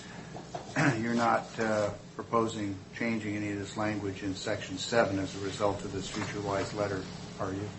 No. So for in terms of the market factor, Well, we've addressed the I'm topic. okay with market factor. You Okay. already addressed that. I'm asking you The about other two? number 1, which is the complete streets policy, and whether or not the FutureWise letter is going to change any of the proposed language in Section 7. We've already prepared a response, which I gave to them recently. Section 3, which is number 16 of the countywide planning policies, provides guidance for coordination for infrastructure within individual UGAs and outside of corporate limits of cities. Cities of Pasco and Connell have passed resolutions adopting complete streets policies. While a complete streets policy would not be included under the countywide planning policies, the county may consider future adoption, which would be in Title 12, street, sidewalks, public places. So we're not precluding it, but we're not going to mandate it, Okay. is the position that we suggested for the county. And then in terms of the low-impact development requirements, we've noted that this policy is included in the initial draft land use plan, the land use element that was presented to the Planning Commission in their workshop of February 27, 2018. So we are looking to those principles, but again, we don't feel that the countywide planning policies is the right place. We think that would be too overreaching. We want to have a good balance. And just as a kind of the clear, same way with that complete streets. That's more of a city program that is financed through the TIB board, and they're looking at complete streets. They don't want to pay an exorbitant amount of money to put new asphalt down, and 6 months later open it up for sewer. And it's one thing to say, like, oh, we think this would be a good idea for Pasco, but what about Mesa and Colotis? Yeah. They're subject to Growth Management Act because of the virtue that they're in Franklin County. And, just to try to hamstring them and say that they have to do all these things, and we're going to regulate it as the county, we didn't think that would be something you'd want to pursue. Well, then why is the city doing this, Mr. Baumann, requiring all this for that development when it's going to be tore up too? I can't speak to why the city's doing it. That's why we need to meet with the city before we pass this. The meeting with the city and the development standards and things like that, again, those are going to be very specific.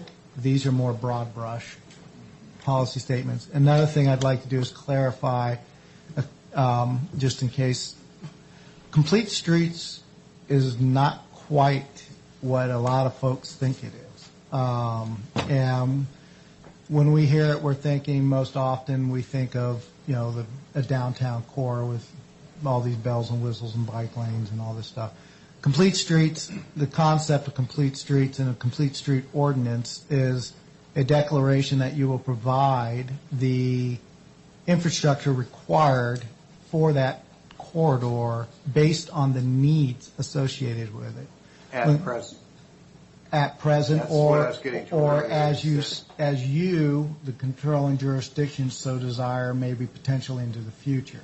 So, for example, in the old, and I don't know if they're still showing this, but back when they first started talking about complete streets, they'd show up and there'd be a slide, and you'd see a person walking a horse down the side of a rural road, and then you'd see this full-blown intersection with everything. Truck lanes, bike lanes, all of it. And then there's a caption that says, what do these two streets have in common? They're both complete streets. Complete streets is not the idea of you put in everything. A complete street concept, it's also just as bad to overbuild if you have a complete street concept as it is to under. The key is on a complete streets program, you look at each specific thing, and this is why it's important to wait for the development to occur before you start putting in infrastructure, to determine whether or not there's a viable need for a bike lane, a sidewalk. If you have 4 people that will use this route as pedestrians, it's not really a good public investment to build in a sidewalk at hundreds of thousands or millions of dollars for 4 people. If it turns out, though, that you've got a neighborhood and there's an employment center within walking distance, then maybe it does make sense to put in a pedestrian trail so that employees can walk to work. And that's how you figure it out, and that's how complete streets are supposed to work. So in a way, we already, though we don't necessarily have it codified, we already practice complete streets. And in fact, most jurisdictions do that are being responsible for how they operate. So I could see us implementing a complete streets ordinance with that specific type of language that basically will say at the time of development the specific infrastructure requirements would be installed, just like we already do. Roger, do you have a comment? Yes, sir. Roger Link, Planning Commission member. This is a procedural document. How do you file the paperwork? How does staff handle it when it's submitted with the appeal processes and so forth? We've been very clear in our direction to staff as to policy issues. For example, coming up with a development plan with the city of Pasco.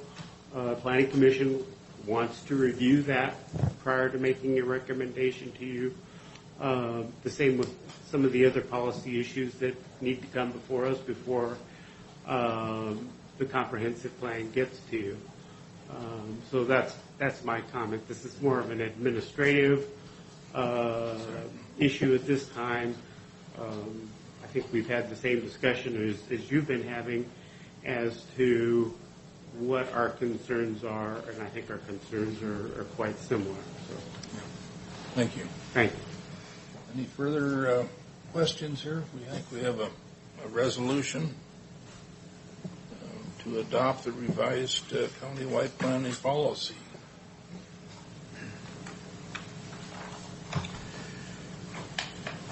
Indeed we do.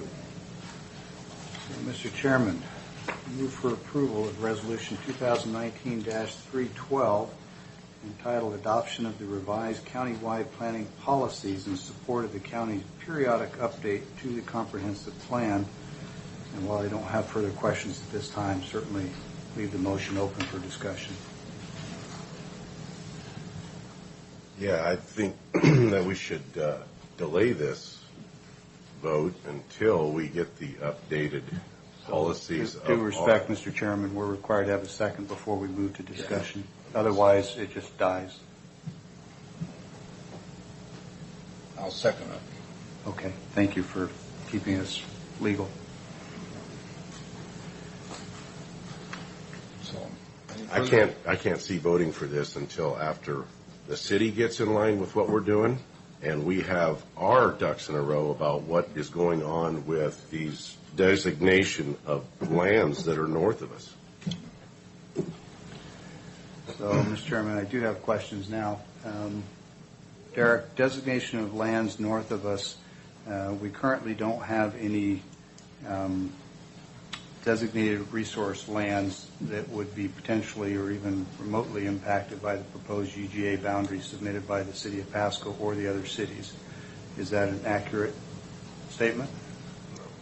Correct. The current designated resource lands are outside of the UGA. Are they outside of the proposed UGAs? Yeah, that's what I meant. I'm sorry. Important of the proposed, distinction. yes. Okay. So even if we were to stop the process and go into defining resource lands, establishing whole policy, it wouldn't have direct bearing on these policies.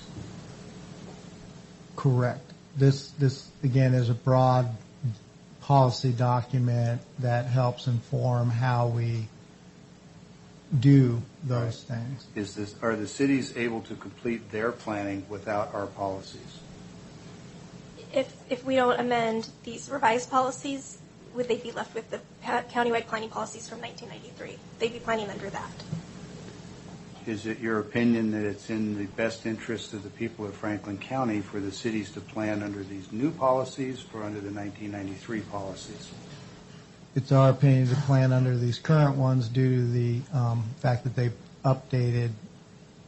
more updated to the current paradigm. They're not, it helps bring in the process for de-designation, which we don't currently have. If we don't and update our policies, is it your opinion that we open the door further to outside input/interference from groups like FutureWise? Yes. Okay, thank you. No further questions, comments? All in favor? Aye. Aye. Opposed? Nay. All right. Thank you very much. Thank you so much. I apologize. Next time I will not promise 10 minutes for an item like Yeah, this. I was looking at that. We ran out of time an hour ago.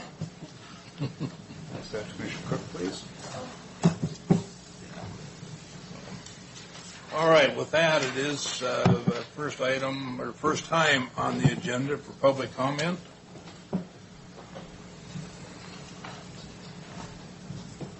So I actually have a question for you. What progress, if any, has been made on the redistricting question as it relates to county commission districts? And what are we doing in order, or what plan are we as a county government forming to advocate for our needs when the actual state level and federal redistricting occurs in 2021? Even though we have a nonpartisan redistricting commission, the fact of the matter is Franklin County's been getting screwed for about 20 years. So what are we going to do about it? I know that was a lot of stuff to throw at you, Keith. I'm sorry. Would you like me to respond to that, Mr. Well, Chairman? it's comment period. I don't Yeah. There's your comment. Thank you for your comment. No.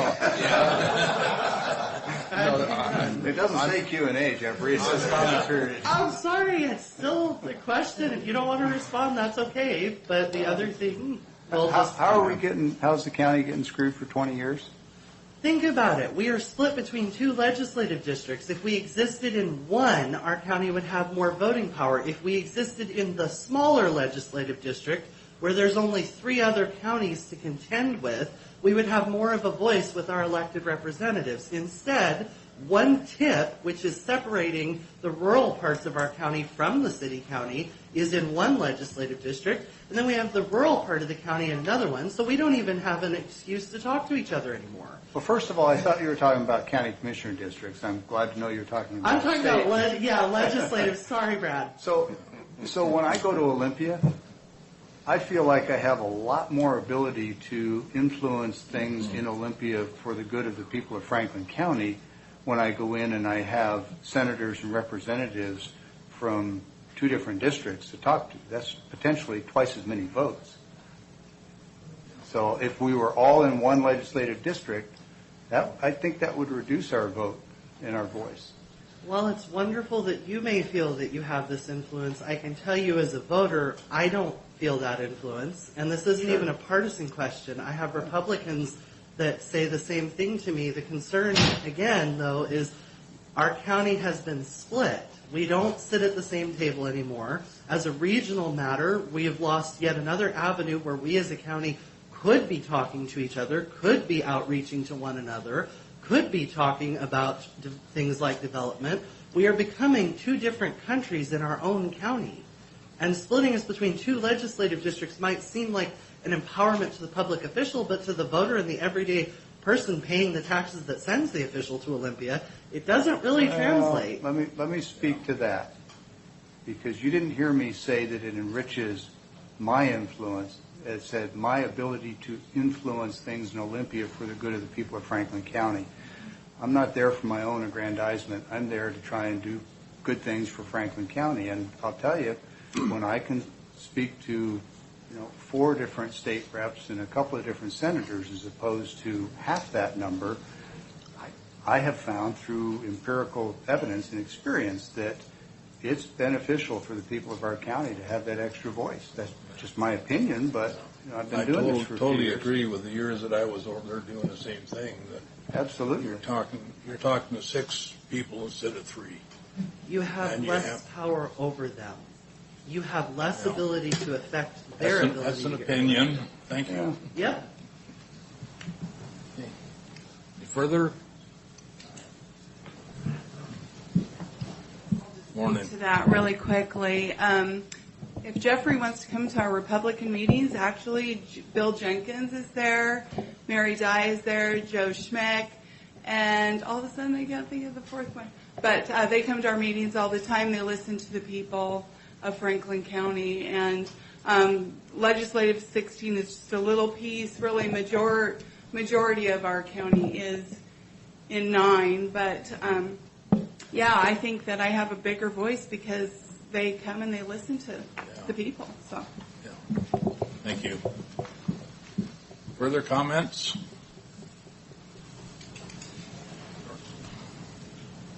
I'd like to see more night meetings so it doesn't take away from the job that people have to come down here and voice their opinion and find out what's going on in the county. All the city council meetings, planning commission meetings are at night when people can attend. You can't make them all, but I'd like to see more evening meetings. Thank you. I'll just offer what I've said many times. Night, day, weekend, evening, I'm happy to do any of them. We've had 2 night meetings. That's in the history. Yeah, and there's as many people here today as there is at the night meetings. Actually, Further comments? Actually, maybe more. I'm not sure. Seeing none, we'll pay the bills, Commissioner. Mr. Chairman, 3 fiscal items for consideration today. The first is fund expenditures. Move for approval of fund expenditures in the total amount of $369,568.84. And we'll note that this is dated 10/15, was previously approved by the chair and now seeking final approval from the board. I second.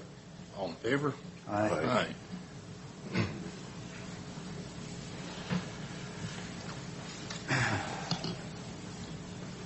Next 2 are dated October 22nd. They're contemporary. First is fund expenditures. Move for approval of fund expenditures in a total amount of $857,751.84. Note there's been reviewed and signed by the county administrator and 2 people from the auditor's office. I second. All in favor? Aye. And last, salary clearing payroll and emergency management payroll. Move for approval in a total amount of $1,119,608.22. Note that this has been reviewed and signed by 2 members of the auditor's office. I second. All in favor? Aye.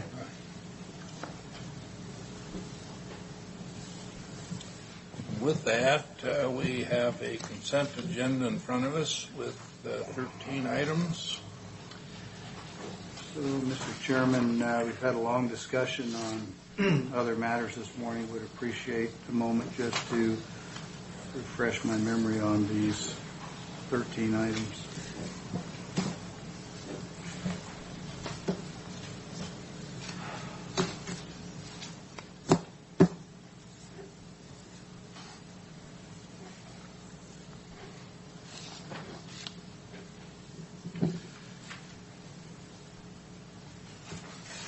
Mr. Chairman, move for approval of consent agenda as presented with discussion.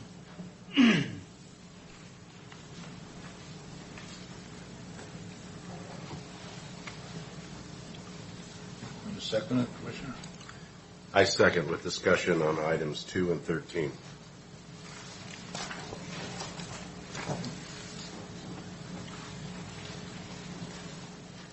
On item 2, Carly, may I have your presence, please, at the mic?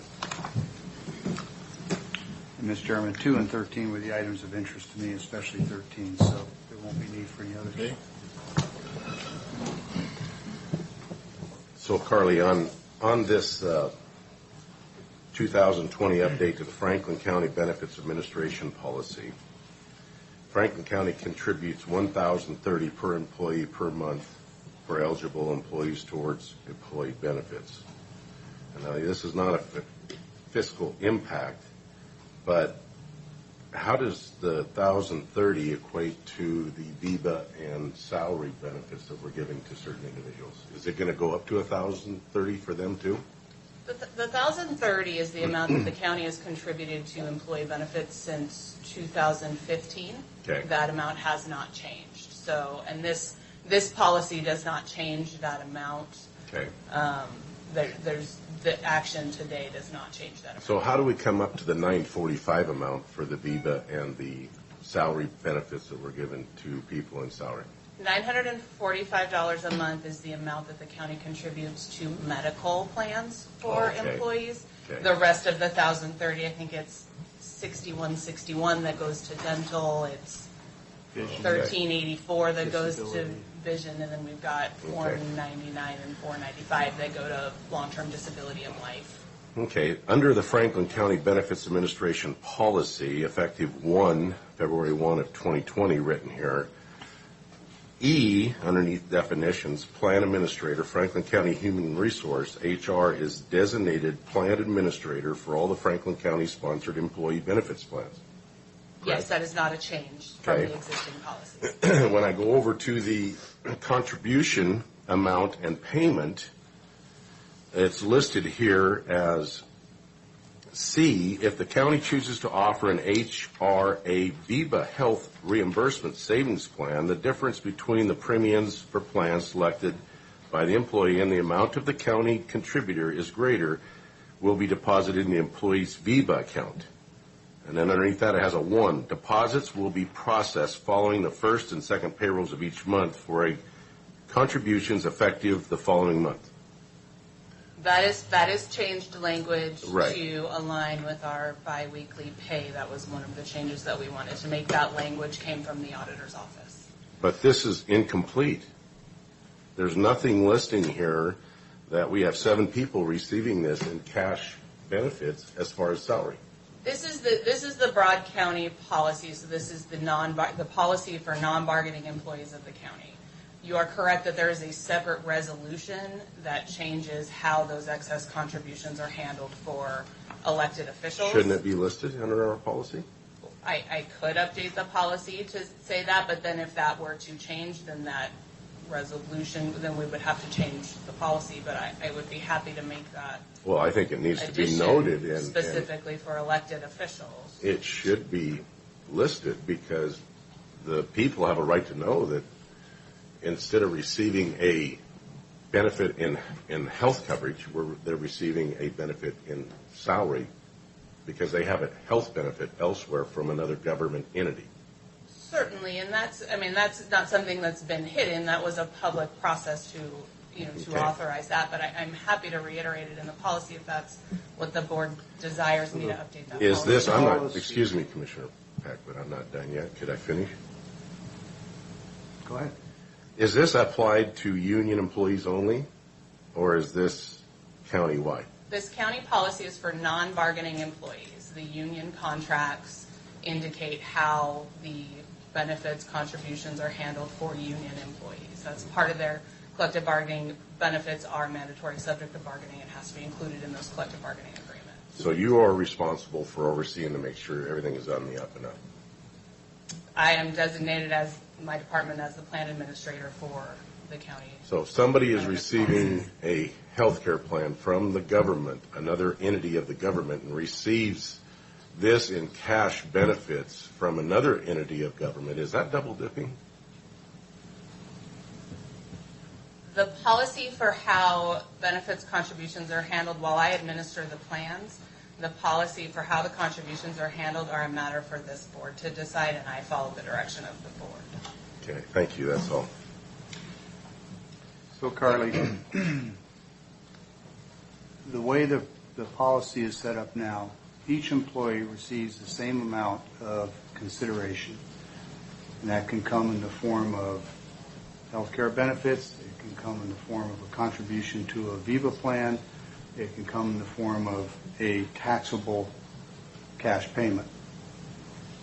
Under each of those three, am I correct that the cost to the county and to the citizens is exactly the same in each case? That is correct. And that system ensures that each and every employee gets the same amount of benefit? Yeah, that is correct. Fiscally. And would you agree that individual circumstances among employees vary and allowing employees flexibility in selecting how they receive those benefits enhances our ability to attract and retain good people? I would agree with that. Okay. And I'll just note for the record that while I don't believe Mr. Didier to be anti-veteran, I have covered this issue before, and I want to put it on the record again, that there are federal requirements that if you are a retiree from the United States military, one of the things that you risked your life for 20 plus years and took reduced salary was that you had a benefit of health care throughout the rest of your life. But what isn't widely known is that if you are forced to receive health care benefits from, say, a county employer, which Mr. Didier has advocated in the past, you then are required to forfeit that federal health care that you earned over 20 years of risking your life and taking reduced salary. I have a problem with that, and it's come up again, and it's going to continue to come up again. So I want to be on the record about that impact on veterans, because that's disproportionate. I like the fact that our policy currently provides equity for all of our employees as part of total compensation. And lastly, I would point out that the only real fiscal difference between a health care benefit going into VEBA versus going into your paycheck is that if it goes into your paycheck, you give some of it back to the government in taxes, and you have some flexibility in how you use those funds. But they're not tax exempt the way they are in a VEBA account. So I want to have all that on the record for clarity's sake. There are other veterans that are in county service in the state of Washington. We've had this conversation a number of times, and one of the items under discussion now is state legislation to protect veterans in this particular scenario. I think there's already statutes that do that, but we want to make it specific. So thanks for the time. Carly, if I may ask, is there any other county that is giving out cash benefits in the form of from benefits that we did the research on a couple months ago, that you researched for me, surrounding counties? I don't recall off the top of my head. Walla Walla gives it in Aviva. All of the other counties, if you opt out, you're out, and there is no cash benefits given to anybody, private, union, whatever. That's what you reported on, and you did the research. Thank you. Which I've noticed is why we're looking at legislation to protect veterans. I would suggest on the policy question that is before us that if you want to add something, simply a note that groups, as we refer to them, eligible groups, may by majority vote elect alternative options. Whatever language keeps us compliant with the bargaining and non-bargaining units, but you know what I'm speaking of. In this case, the elected officials are a group, and if the majority of them agree to take it in HRA VEBA or as taxable income or some other vehicle, we allow groups to make that decision, not individuals. So something of that nature, I think, would address Mr. Didier's concern about having it addressed, and would also keep it at the policy level, not specific to one group. Yes, I can certainly do that and bring it back. Thank you. Yes, of course. Did we have a comment on item 13 also? Yes, if we make it. If I, Derek, please.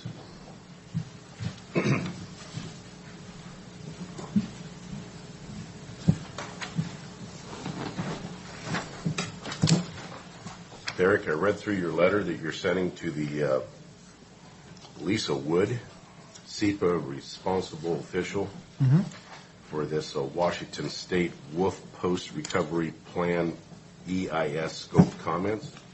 I think it's well written and drafted. I want to give you a compliment on that. Reading through it, on item 9, you make the statement that investigate ways to improve voluntary consideration from landowners. And in that, you say that they ascribe to the triple S theory of wildlife management. See it, shoot it, and shut up. Mhm. We might want to take that out. Okay. I don't have a problem. And I didn't hear it that way. I hear it, shoot it, shovel, and shut up. So there's a discrepancy on what. I'm sorry. Yeah, that I included that. I'm sure that wildlife is aware of that triple S statement, but I wanted it, to reiterate for them. I think your letter's powerful enough without I have that no in there. problem striking that one. Yeah, I do. And I got your preliminary. There was 18 points, but you only listed 9 in here. Yeah, a lot of them got consolidated into single statements, Okay. and things like that. All right. Well, I appreciate that. But again, and in the letter I read here, excuse me, I didn't see anything in here about. If I did, I didn't. Delisting the gray wolf.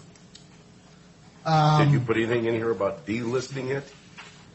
Because that's what the ultimate goal is, to delist the gray wolf from its protection. For me, that's it's You might want to make that more of a more clear statement, yes, that we want to delist it. And that's all. Thank you. So Derek, my comment was going to be similar, which is the triple S is not really in the best interest of our relationship. No. I was going to suggest you do something more eloquent, just rather than delete it completely, just say that a lack of faith will lead to property owners taking matters in their own hands or resorting to other more localized forms of control. Because I think it's important for them to know that there's that inherent risk. We just need to say it a little more artfully. Not a problem. Not that you aren't artful. Yeah. So with item 13, pull it tonight, or you just make those, go ahead and sign it and make those adjustments to the. Yeah, I would. This will be from me as the CFA lead official, so I will make that change. Basically dropping basically they ascribe to the triple S, and modify that language to increases the risk of people taking things. Okay. Landowners adopting less formal or more localized measures. Can I just make a recommendation that you also provide draft copies prior to sending that out to all the board members and chief? Absolutely. Would that be acceptable prior to Yeah. whoever makes those changes? Yeah, so I will make that change today. I will have it to you at the latest tomorrow, because I have to send it in on Monday. Are you going to put something in there about delisting the wolf too? Yeah, Please, yeah. So we that's- would like to see it delisted Okay. from the Endangered Species Act. And that may become a new bullet, or it may just become incorporated in one of the existing. I just got to look at. I really liked how you put it in there that they are not in the Cascades or on the west side. And obviously that was their terrain before we were here too. I've always thought that was a little odd. Yeah. Thank you. They say there's a few on the west side now, but the point's still valid. There should be more. There's an imbalance. That's right. And I think, Mr. Chairman, we're pulling item 2 for further review. Is that right? Revision. Is that correct? Yeah.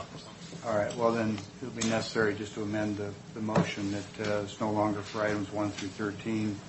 It's items 1 and 3 through 13. So that's a new motion. Okay. 3 through 12, I would think, because he's going to revise 13 also. That would necessitate us coming back in and signing, and I think he's got a timeline to get this out before we meet again. We can sign it with his edits. Because it's just the final page, the signature. Okay. So. I second. Okay. All in favor? Aye. Aye.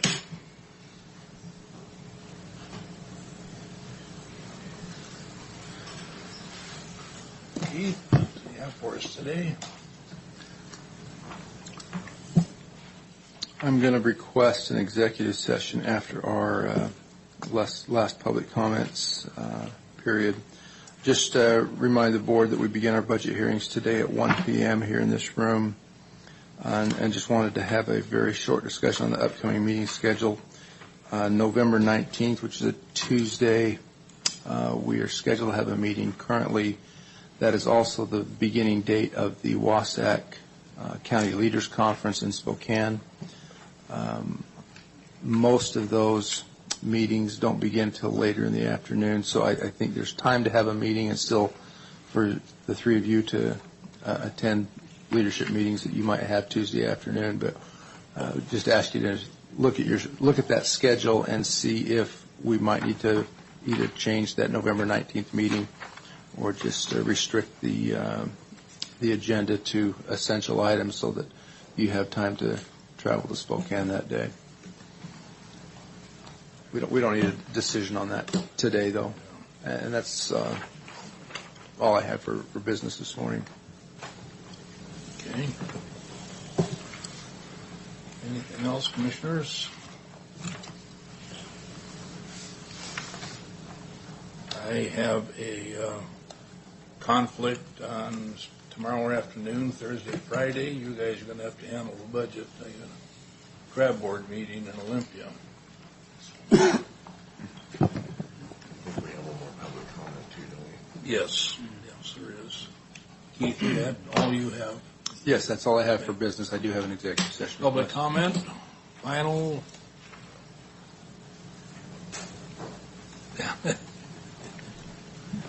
Don't argue. I just wanted to say I appreciate everybody here. I do want to get some information from the Franklin County Planning Commission. I have a lot of concerns with that. I'm a PCO for Precinct 100. I have family that have farm ground on Road 68. We're farmers, and I'm very concerned about urban sprawl, but also just the fact that you can't spray certain chemicals without a week notification of everybody that lives in an area if they're in a certain radius from where you need to spray. Potatoes are the biggest cash crop, and if you wait that long, your potatoes will be dead by that time. So I think 1 mile isn't enough, but I guess they're going to be having hearings on that, from what I understood. Is that what I understood? That the Planning Commission was, when they go to plan their growth management, there's going to be meetings on that. Am I correct in that understanding, or am I not? Derek? Okay, that's what I need. Kind of like planning policies that you heard today, where you piece of the comprehensive plan update, and then there'll be many more pieces coming. Okay, so and the public will be notified when those meetings are going to be happening? They'll be notified in the paper and on the website, things like that. Okay. All right, I'll try to find out when those are so I can notify people that live out there, because I know that they really want to be a part of that. The other thing is I appreciate Commissioner Didier. I understand he's trying to keep overhead down and costs so that and to make the benefit package equal for all employees here at the county. I appreciate the service that Commissioner Peck has given, and I do understand veterans get paid a lot less. I do just have a little bit of question about the cash out thing and why that's necessary. I mean, it's tax dollars. Yes, tax dollars will then get taxed, but it just doesn't make any sense to me. If we aren't paying our commissioners and our employees enough here in the county, we need to up their pay. And if that's what needs to be, instead of just because I look at the package, the health package for the employees here, and they make a lot less, and it seems like they're getting less. So maybe I'm wrong about that, but that's just my input. Thank you. So, Ms. Hatch, I'd just like to respond to that briefly. The issue, I think, is equity, so that we're treating all of our employees equitably and we're not shortchanging anyone. And the vehicle by which they receive the benefit doesn't change the cost to the county. It actually reduces the benefit for people who take it as compensation because then they then have to pay taxes on it. But it does allow people in particular situations to avoid losing hard-earned benefits, again, without any additional cost to the county. It's just the mechanism.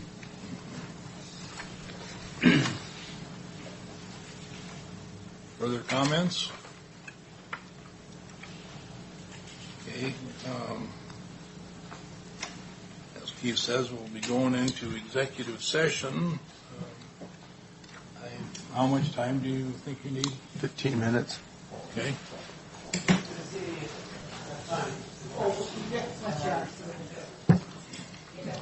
This would be requested under RCW 42.30.110, paragraph 1, subparagraph I, to discuss with legal counsel litigation or potential litigation. Would request the board, the clerk, myself, and representatives from the prosecuting attorney's office to be present. John, did you see my folder on your desk? I did. I wanted to follow up with you on that. We'll get a chance, but in no hurry. We are out of executive session with no decisions made. And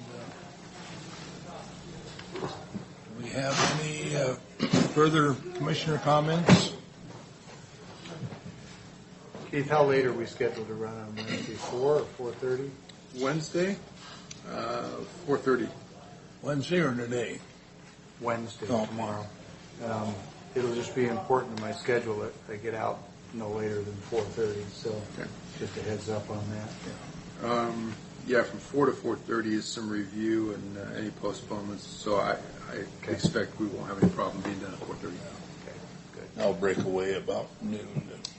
And as for the meeting in November that overlaps with the county leaders, I like the notion of a central business. Keep it short. Yeah, I know you've got the legislative steering committee that afternoon. Well, that's right, and that's in the afternoon. But there's also some other quasi-unofficial subgroups that like to meet ahead of time with those LSC meetings. And Commissioner Cook understands. He used to do it too. We may to avoid a meeting that day altogether, but we'll kind of see what the agenda looks like leading up to it. See if we can talk Karen into it. Yeah. So with that, if there's nothing else for the good of the board, we are adjourned. How's Matt? How's Dad? How's Dad? Open the budget meeting. Open the budget meeting on Tuesday, October 22nd at 1 o'clock. We'll get Tom to give us an overview. Get us started. All right. Good afternoon, commissioners, audience. This is Macy Stein. She's helping me today because we let him go. We had an appointment this afternoon. Drew the short straw, Macy. She was a big help with all the materials and everything. We kind of went over the overview when we presented the preliminary budget. Big numbers were starting at $1,646,846 deficit. Expenditures under revenues, and that's not that unusual. Last year we started at surplus, which is sort of unusual. In that number is not a road shift or a 1% special needs property tax increase. The road shift in 2019 we budgeted $1,700,000. And the 1%, if you approve it this year, would be $94,000. So as we discussed, there's about $1.8 million of revenues that were approved basically in this year's budget, but it's a decision to make for 2020. As far as procedure, typically the departments come in and we ask them to go over their revenues, any changes, and then they'll go over their expenditure requests, and then the board will ask them questions if they have them. That's our usual mode of operation. We are looking forward to working together and getting this balanced this year. I think we're all ready to go. So we got budgets basically this week, wrap it up for a couple of weeks, and then We'll see how where we're at the end of the week, and then typically we'll meet some suggestions to give to the board to finalize. You're looking to finalize it the first week of December? That's correct. Which is maybe. So Todd, the current delta going in was 1.6? Yes. And did I hear you say a notional 94K road shift in 2020? Yes. No, not road shift, the tax increase, 1% special needs tax increase. I thought that was pretty small when it was 1.7 last year. So the 1% would be 94? Yes. Okay. And what was the shift last year? 1.7? Yes, correct. Thanks.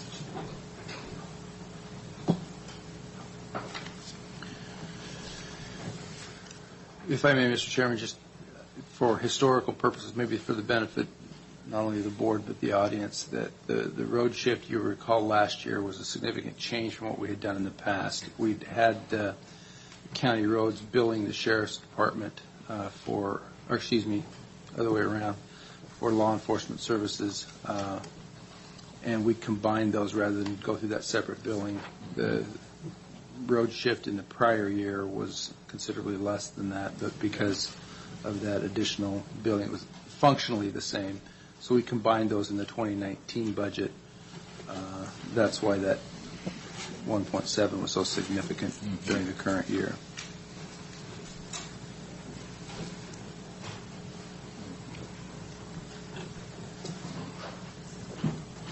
Everybody ready to go? Right. We'll start off with Peter.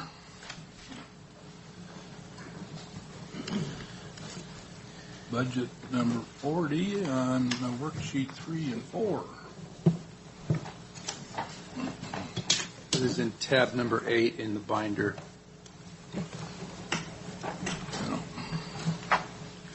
We will do our best to stay within one set of working documents. We know that there are multiple ways of carving up the budget and looking at it, but for purposes of these discussions, I think we've found in the past that trying to keep everybody in the same set of documents reduces the confusion to some degree and hopefully coordinates our question and answering so that we can move through these expeditiously.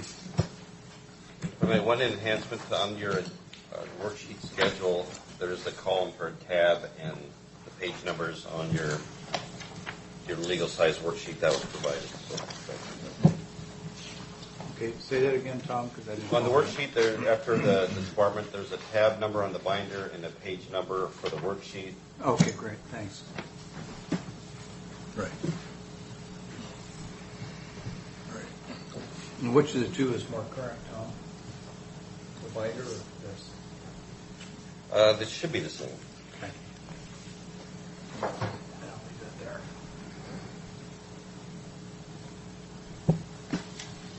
Good afternoon, Peter. Good afternoon, Chairman. Are we ready to begin then? Please. All right. My name is Peter McIntyre from the Franklin County Assessor. Submitted my budget requests for the Franklin County Assessor's Office. I have two changes to the line items in my expenditures. Just need to move some money around from GIS supplies, need to increase that $500, and then we're going to decrease printing and binding $500. Is that changes from your preliminary or changes from last year's budget? What changes from last year's budgets? Yeah, the initial request went unchanged. Yes. Can I make one more quick note? On the budget worksheets, there's different columns in the request, different colors in the request column. If it's orange, that's a new request for increase in expenditures. If it's a green, a department has just shifted money within their budget or they've reduced the amount. So green's a wash or a savings? Yes. Okay. And then as additional requests, I am requesting, as I did last year, an additional appraiser position for the county. We're continuing to see parcel growth. in the county that's been significant, requiring that, we need some more resources. We have historically been trying to stretch that as much as we can. But just for instance, the parcel count since 2009 was about 29,000, and now it's over 33,000 parcels in the county. So technology has lent itself greatly to what we do downstairs in the basement, but it does become a point at some point we need to get out in the field, new construction, get that value on the roll, and also keep up with annual revaluations, make sure our assessments are equal and also up at the level that doesn't impact the equalization process. So, Pete, as I recall, a couple of years ago, the statute changed on the frequency with which you had to do an actual appraisal.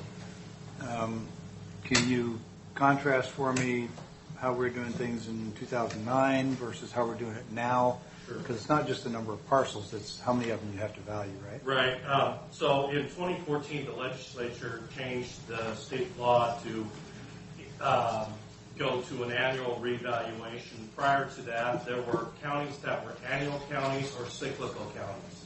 We were a cyclical county, meaning that we inspected 1/4 of the county every year, and we valued that quarter of the county, and it stayed static for the next 3 years. Now, by law, we are supposed to inspect at least 1/6 of the county every year and statistically adjust all the counties that are out, all the other properties that are outside of revaluation. And so when you do that 1/6, do you pull from a bunch of different categories to get a representative sampling? Typically, there's an annual revaluation plan that is filed with the department. We just filed our new one. Most of the time, it's driven by market area. So we'll have an area will be, for example, the irrigation blocks or the Pasco-Coloros highway area and the small rural towns, or East Pasco, West Pasco, Central Pasco. We break it down by neighborhood. But we do study every year different segments or different stratas of the market, yes. So you're evaluating 1/6 of the properties. We're inspecting. So we're go out physically and inspect those properties once every 6, and then we're statistically analyzing everything. You're actually visiting and appraising 1/6, and you're extending what you see as increases in that 1/6 across other properties in the county. My question is, out of that 1/6, does that 1/6 represent North Central Pasco, or are you divvying that up around the county so you get a representative sample of market forces throughout the county? Oh, so each area is analyzed by each neighborhood or inspection zone is analyzed in and amongst itself. So we're grouping like properties and we're analyzing them. I get that, but does the 1/6 that you're appraising, does that cover a variety of properties all over the county? Because if you do 1/6 and it's all North Central Pasco, it's going to be a different influence than if you do Colotis. Oh, yes. Yes, we're doing them all. I'm not sure I understand your question to be able. Well, 1/6 of the properties or parcels is a given number, right? Right. Now, if you did all of those inside the city of Pasco, it might not reflect what's happening in Mesa or Colotis or Basin City or Northwest Franklin County. So you must do a diverse cross-section. We do. Okay. So, yes, we inspect the geographical area, but we analyze each area and we analyze the market conditions in that specific area, meaning Colotis, Connell, Central Pasco, yes. So will your 1/6 include properties in Colotis as well as Pasco, or do you just... It goes on a rotational basis. Okay. You see where I'm going? No. It concerns me. When you say... Go ahead. Interject. I have Yeah, to. Each year when you do your 1/6, that includes properties all over Franklin County. No. That's what I would have expected, and that's why I asked the question. No, so, if I might. So evaluations in Central Pasco go up 8%, and they go down 1% in Colotis. You're not extending 8% valuation growth in Colotis. No. So if we had a physical inspection area up here, we would physically inspect this area, analyze it, and set the market value.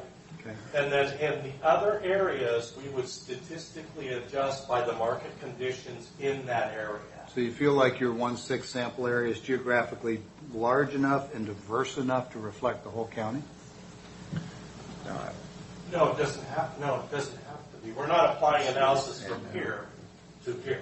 Okay. We're applying the analysis from here, the market data, and applying it to the properties in that area, statistically outside, yes. And the market data is in part a function of what you learned from doing actual appraisals? Yes. Right. So you are applying data from the appraisal area to other parts of the county? No. Okay. I guess I just don't get it then. Okay, so the sales that are used to analyze and set the values in the inspection area Right. are only applied in the inspection area. Right. The sales in West Pasco would only be used to analyze West Pasco. All right. Yeah. But geographically, we inspect on a rotation. That is submitted, and I have the revaluation plan if you'd like to see it. Yeah. And it But, kind of shows. Peter, in that same realm, I was at your desk when I got my assessment, and I was told that my assessment came from East Pasco. No, we use market data to look at different conditions in different areas because in areas like Connell and Coloas, there's less data. So we are using some of the other areas to give us an indication of what the market's doing overall, but we're looking for data and confirmation specifically in that area. It's just more limited in those rural areas. Yes. So how much influence does that overall market data of appreciation or depreciation, how much of that is weighed into, say, when you go to Colotus? Is that overall market change a minor part, a major part, half? Well, there's a significant difference between Central Pasco. There sure is. That's why I'm asking. Right. The question is how much is Right. that? You know, we look at conditions in town and then we look at the sales out in those areas for an indication of how much lesser it might be or how much greater it might be in those areas depending on the market factor.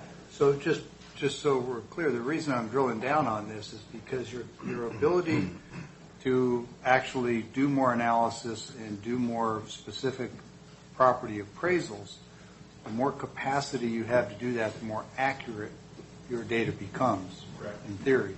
And you're asking for additional help, and so I'm drilling down to see where the return on investment is for the citizens, and I think it is more accurate and probably more timely valuations.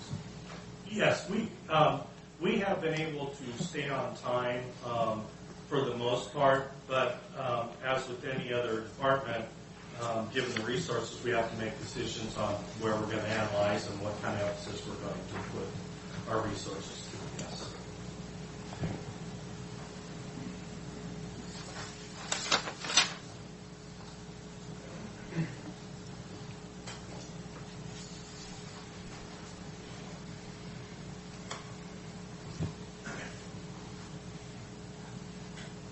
The one thing if you want to, we can talk a little bit about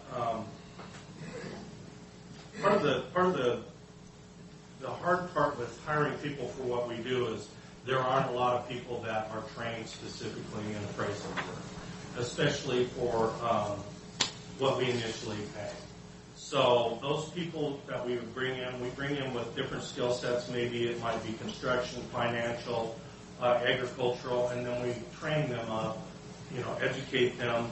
We make an investment in those people to, build them as appraisers. It takes 4 years to become a seasoned appraiser in our current system, plus additional coursework and accreditation from the Department of Revenue. So, do you train them in-house or? We do. We mentor them. We train them, but there's also a ethics class, which is required, as well as a basic appraisal course, and that's done through the Department of Revenue and the International Association of Assessing Officers. Are there significant costs for that outside training? So the cost of a week-long course through the Department of Revenue is that answers the question. $185.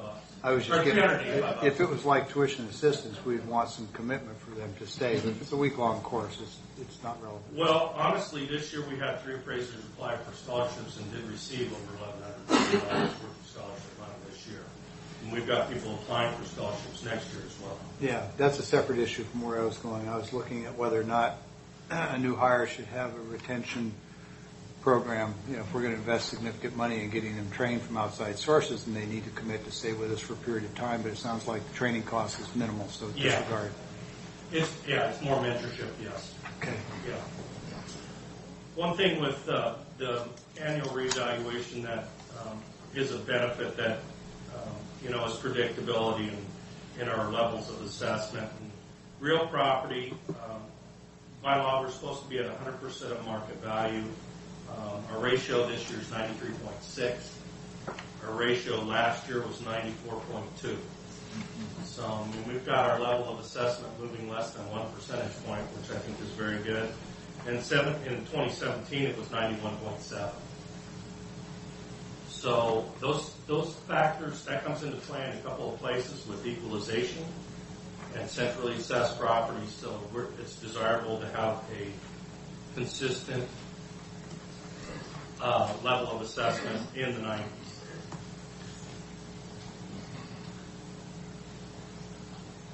The other thing with new construction as well, the closer we are to market value, meaning our level of assessment, the closer to 100% we are when we go out and pick up new homes, new value, new businesses, or new commercial properties, we bring on that market value close to what it is, and that comes into the new money districts receive.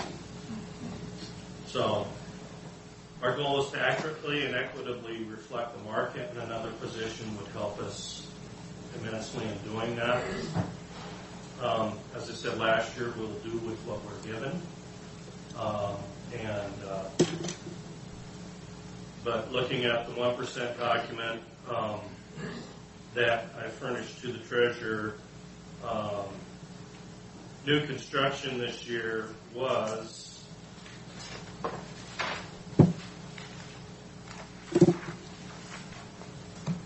estimated at $369,000 for the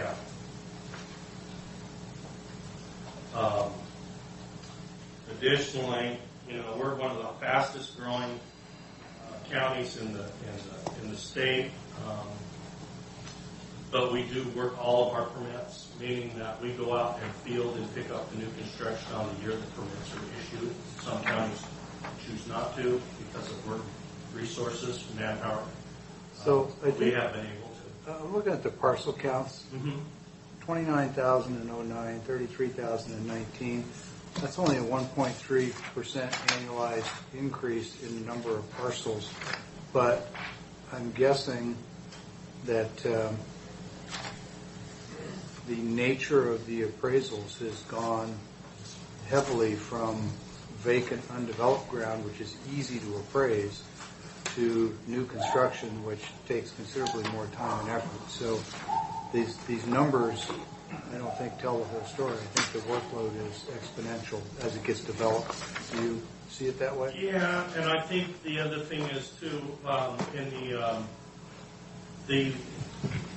with the growth, more commercial properties that came online. The appraisal process is more complicated. The appeals process is more arduous. Yes, I would agree.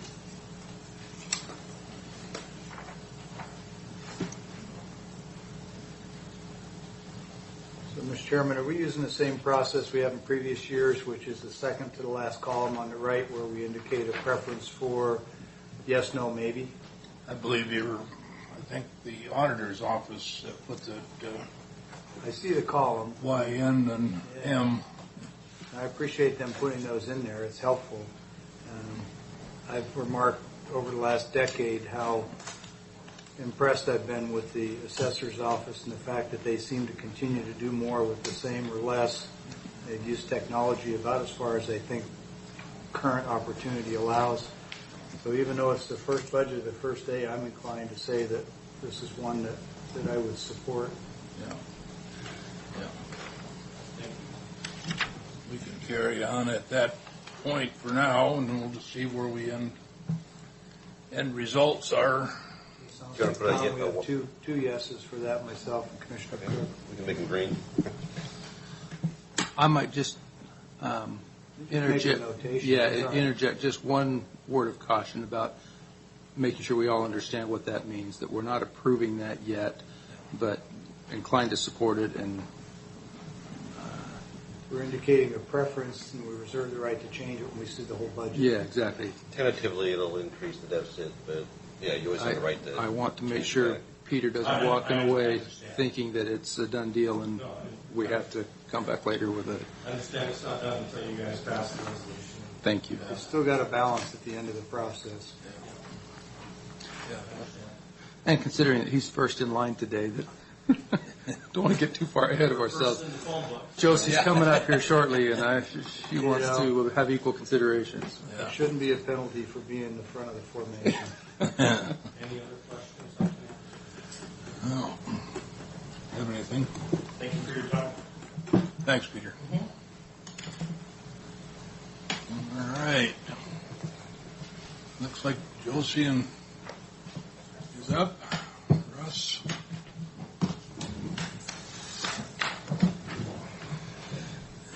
And they're on tab 23. I don't know why they got us jumping all over the board here, but that's the way it works Well, we out. put them in departmental order, then we can't really schedule that way.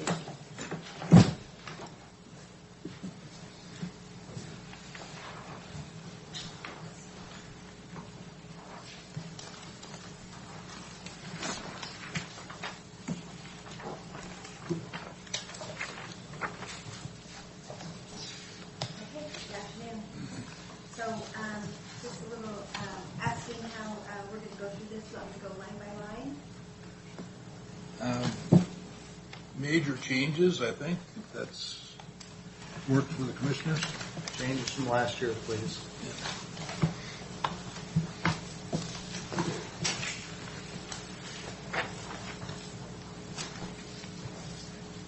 So, property taxes, Peter went through that. We have the $9,447,000, and that is without the road chip.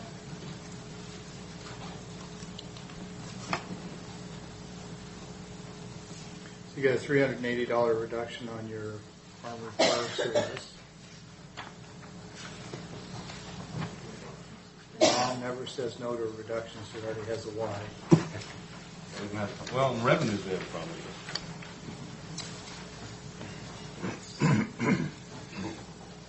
Sales tax this year is going to come to budget, I think, at this point. Yes. Would you, okay, so, and then for next year, we're decreasing a little bit. Hmm.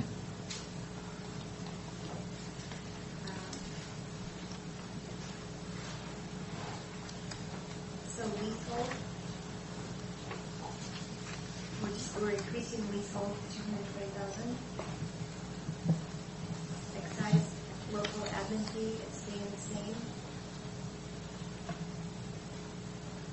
License and franchise fees are staying the same. So, the PUD privilege tax, I'm dropping that down to 780,000. And because we have an outage for next year. Oh, okay. Why, that sounds... Josie, back on the retail sales tax, is there an annualized number? That's through June 30th, right? Yes. So with the holiday shopping season, it seems fair to just double that number, and that would be safe. That would put us at about 4.3.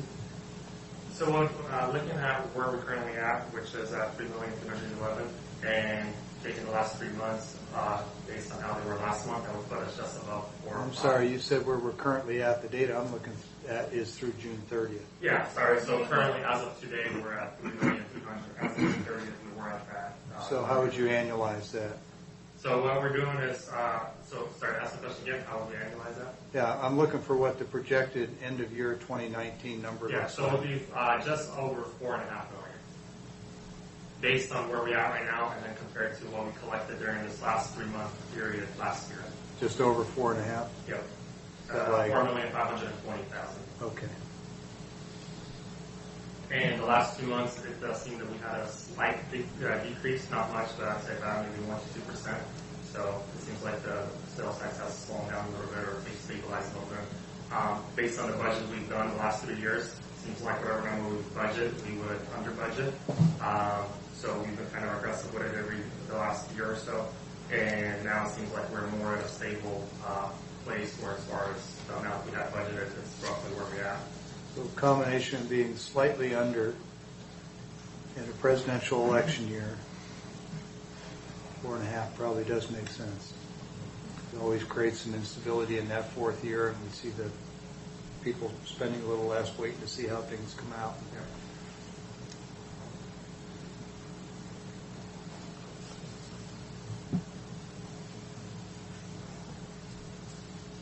Okay, so I've dropped the criminal justice general. It was $845 for this year, and I dropped it down to $830,000.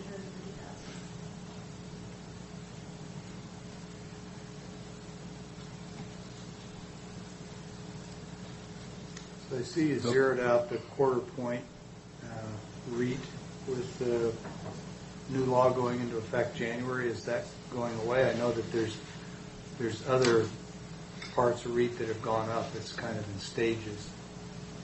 Is that somewhere else in here, the REIT? What line is Oh, it's about 6 lines down from the top. It says local 0.25%. Real estate excise.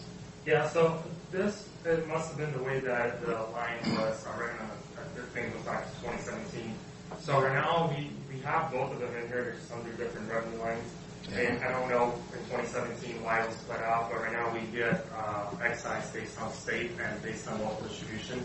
And there is some changes coming in effect in 2020, but both of them are still on. We get the excise fee 1% from the local, which is right above it, the 400, and then we get the state 1.3 distribution from the state collection. So that's an excise local admin fee. Is that on real estate?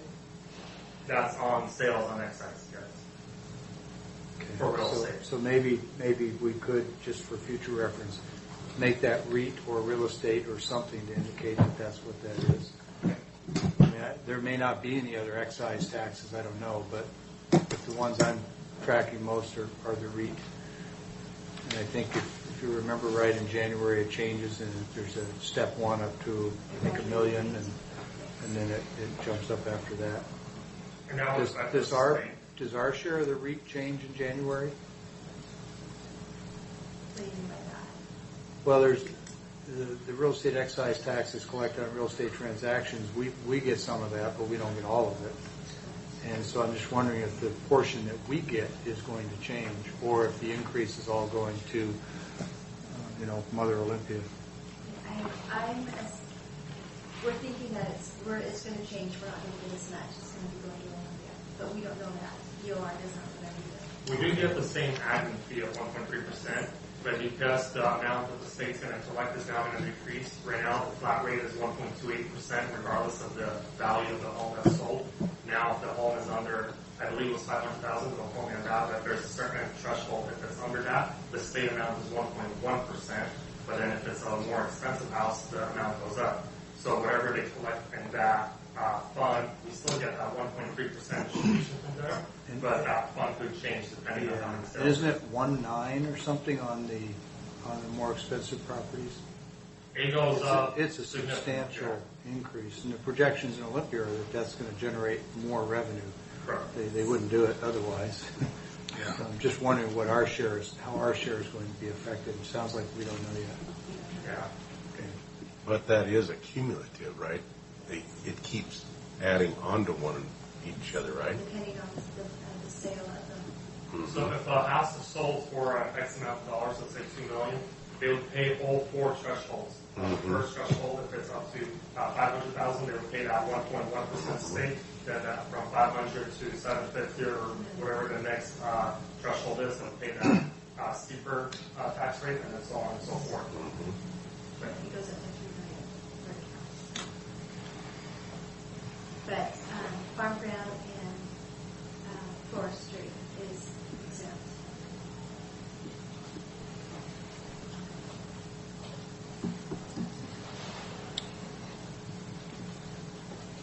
Okay, any other ones? Yeah. So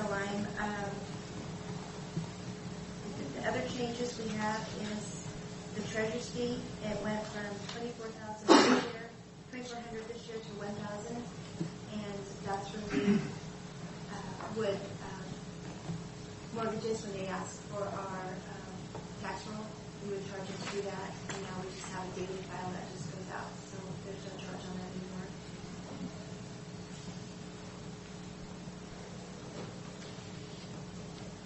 Our treasurer's irrigation assessment, we just increased it a little bit just because we charge the irrigation district for houses and collection, the collection of their irrigation, and so we just.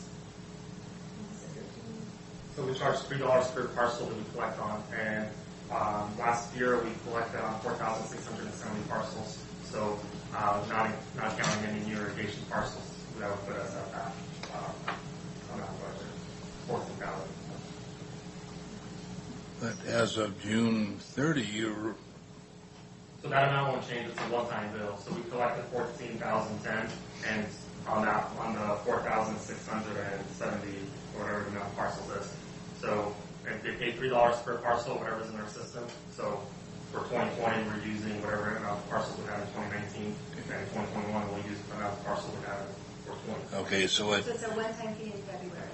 yeah, I was just going to say, in June 30 is, and you aren't going to get any more. No. Yeah, okay.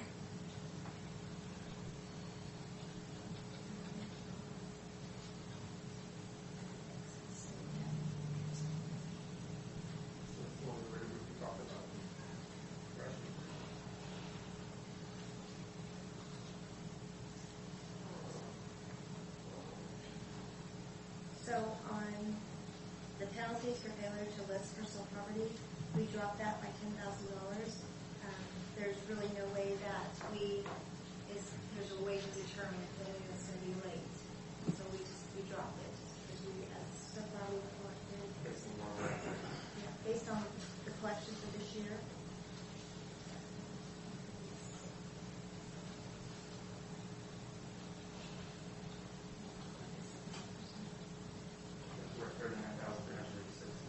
Of course, most of those happen in May and November. That's when people are usually late, so we should still meet by somewhat. But projecting on what we collected last year and where we are now.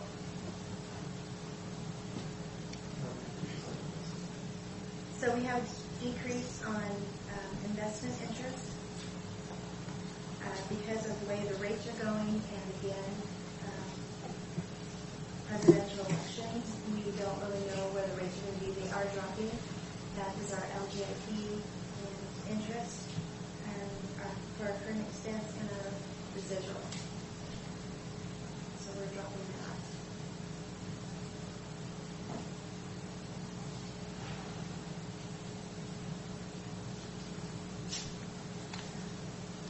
With our interest from investments, those are our bonds. And they're already locked in at this now, so this will 5 year, so we will get the same amount of money on those. Josie, is that the investment interest I'm looking at, $200,000 for 2020? Or is there a different line? Interest from investment, is that what you're looking at? Investment interest? Looking at investment interest, I'm seeing $325,000 in 2019 working budget, for only $200 next year. Right. The rates have dropped on the Okay. LGIP. All right.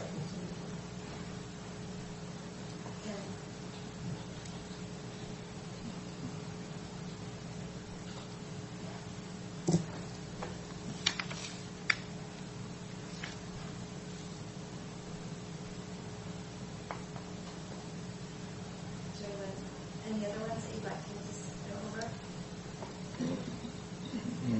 So, Tom, I'm looking at this 2020 request column, and I guess I was looking at that as a change column more than a request, because in places where it's a wash or it's gone up, you posted a note for us, but you didn't note anything that was a decline. Is that right?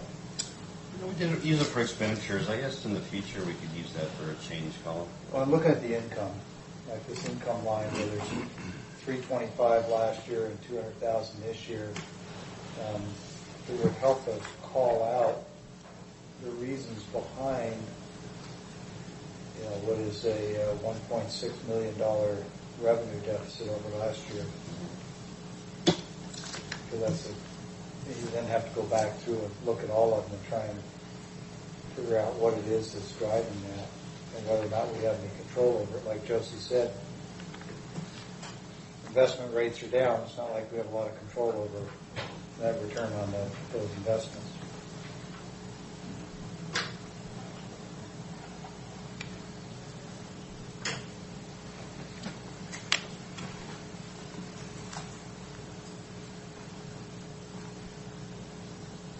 So we're looking at a reduction in property tax and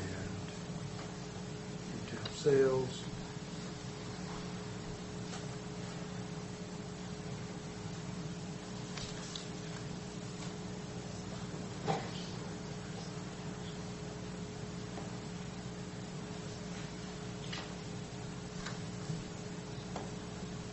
Mr. Mayor, there's not a reduction in, well, as of right now, there is for property tax, but that does not include the road chip. Last year's included the road chip, so that's why that's going to be a reduction. Okay, that's a great note. Thank you. And the 1% as well, and I don't know if we're divorced with that, but that also doesn't include the 1%, and last year did include the 1%. Okay. So the amount that we have there currently doesn't include any of that. Is there a reason that we changed how we report it from last year to this year? And is that consistent throughout all the budgets? On those two items, it's consistent. We don't start with them in the property tax because it's your decision to make each year. So Okay, so on each one of those, okay, well, on the property tax, all right. I think those are the only two items that we do It's that the only for. budgets that's going to show up here. Okay. It's a pretty big delta there. If we did 1.7, that would put us at 18.8, and it would put us right on cue with last year. Mm-hmm. So looking at the expenses, it looks like there's, where'd it go here?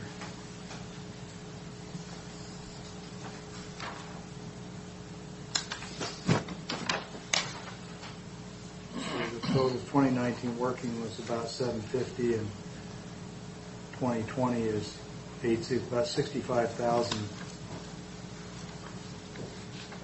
So if we did a road shift comparable to last year, it'd be pretty flat in the revenue side, but we're still 65,000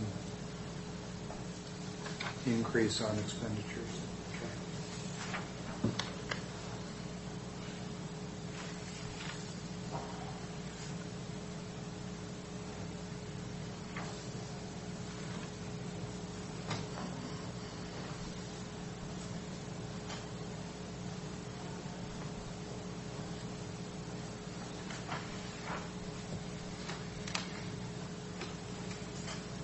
Further questions? Tom, out of the 1.7 last year for the road shift and for the sheriff, how much of that was sheriff and how much was shift? 473 is sheriff.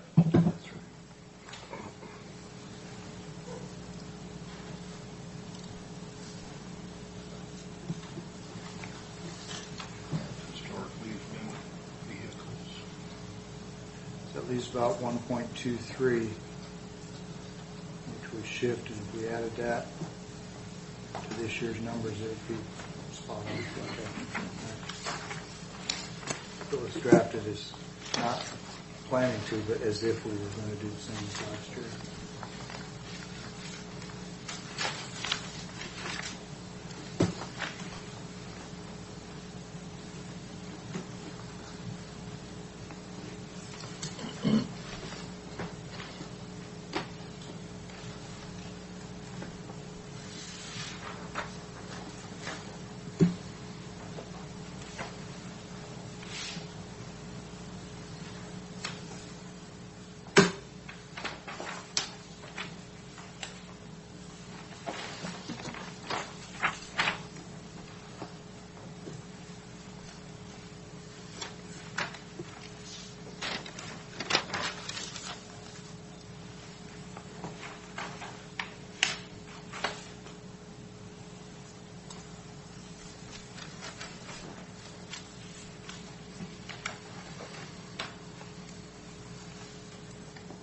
Anything more?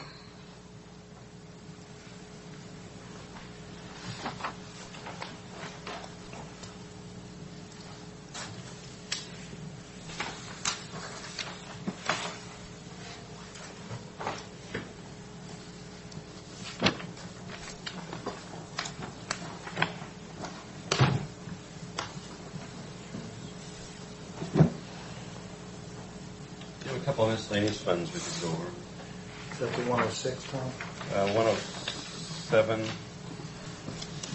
think. And that's 106 is the first one. The treasurer's O&M. Yeah, that was the first.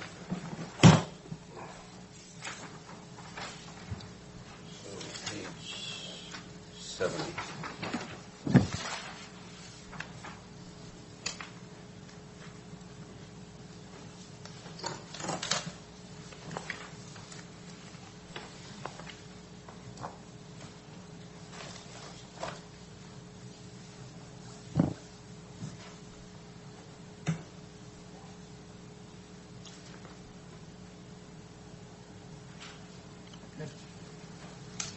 Are we on the O&M 160?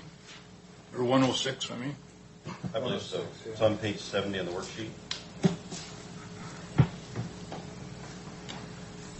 There's 35,000 in increased expenditure. Where is that?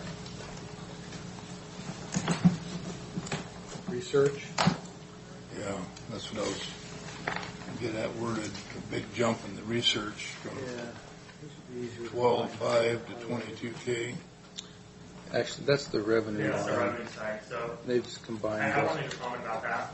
What we did is, before we had the foreclosure broken out into 5 different fees that we applied at the same time in June, and that was, it just created a lot of confusion among people as well as more work to apply and explain the fees. So what we've done is we've talked to other counties, and what they do is they make one foreclosure fee that they apply, and it's just one flat fee that gets applied in June before it goes into the foreclosure process. So we've combined 5 revenue lines into one. And if you look at what we budgeted for those 5 lines in 2019, it was actually $20,500, and this year we're budgeting $22,000. So just a little bit of an increase. Appreciate that. That makes sense now. Then on The reason I jumped there is respond to your expenditure the question. commissioner was Yeah, that's what showing a delta at the expense side. So. Just remind that this is a miscellaneous fund which has its own fund balance, and that's the reason that contingency line shows a increase of 35,000 from 150 to 185. It's just done to balance the resources account line with the expenditure and uses total, so that the fund balances at the end of the year is the same. There's not a budgeted anticipation of expenditures of 35,000. It's just to make the numbers balance. Yeah. It does help facilitate mid-year if you have to have a budget increase. You've already budgeted all the resources available, so you don't have to advertise it and have a public hearing, basically spread it together. You don't have to spend it, but if you want to or if you need to, you already have it approved. Yep.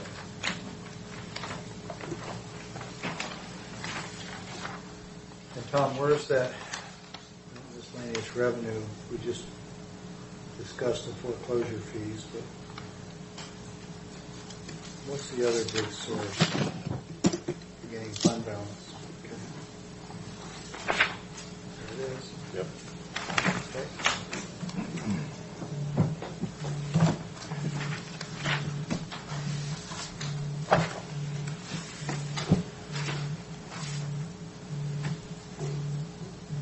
Then if we're done with that, on 72 is the REAP Technology Fund. That's a miscellaneous fund the treasurer is in charge of.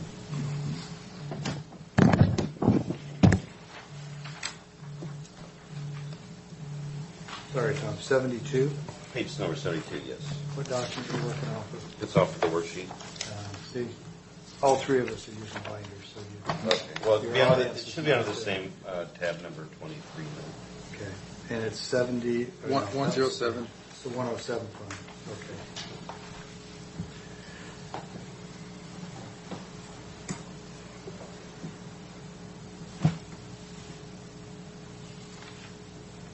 And we don't foresee any change to 107. It's a technology fee we get on $2.50 per transaction, and then another $2.50 goes to the state that they allocate and distribute accordingly back to the counties. And it's funds that we use for our technology within our software system. So we use it and we share it with the assessor's office.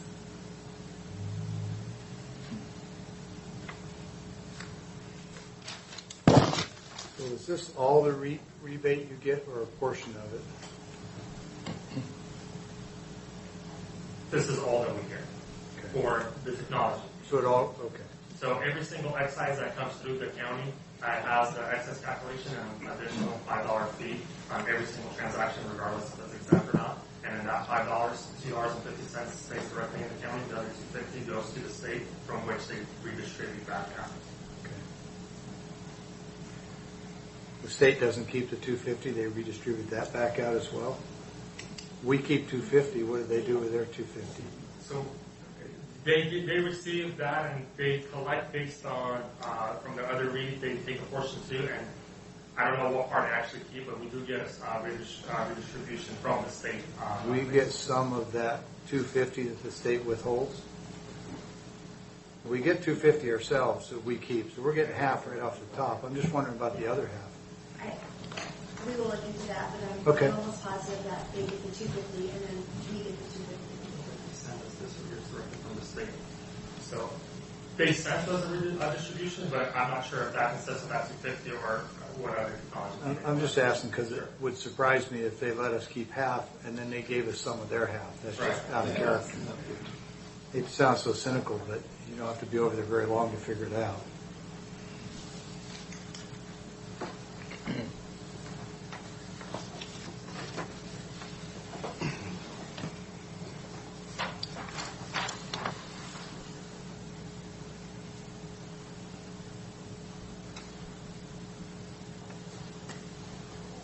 Any further questions for them?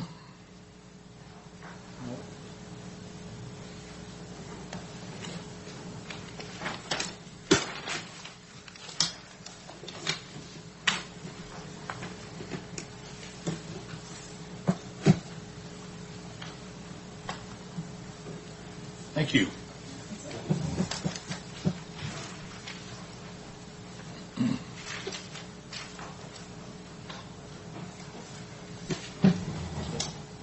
Charlie Narek, you're up.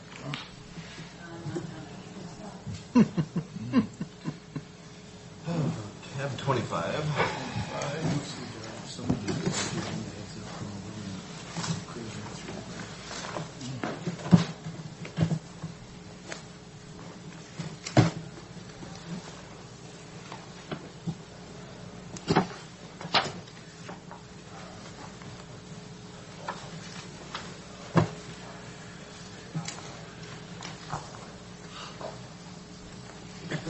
Looks like you're looking for some help too. Yes and no. So I'm asking for one position, but looking to eliminate two. So ultimately to go down an extra. But to add one that's kind of in the middle and a little bit different than the two non-exempt positions that I currently have. Which is why I have a slight decrease in my revenue projection from Public Works. Much of the formula that we use to bill Public Works for services is dependent on our total wages and benefits for the department. So with that ultimately going down, then I would project that revenue would go down. The level of service I don't believe would go down. Just by way of some background, when my predecessor for the 2015 budget had proposed the HR structure at the time when we were kind of rebuilding HR in the county. That structure had 5 FTEs through a series of events in 2015, which I'm sure anyone who was here remembers very not so fondly. We ended up later in that year with 4 FTEs in HR, but we added the labor consulting contract with the Wesley Group instead of that 5th FTE, which actually ended up transferring up to the prosecuting attorney's office. I will say that the relationship that we've had with the Wesley Group is certainly more cost effective than a whole additional FTE and has proven to serve us very well.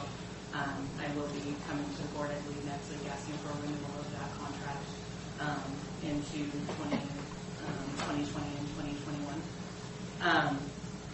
But at the time when the 5 FTE structure was proposed to this board, well, it was before I was in position, I was here, and at the time it was presented that we've kind of got a hole to dig out of in HR, and we need this structure for about 3 to 5 years.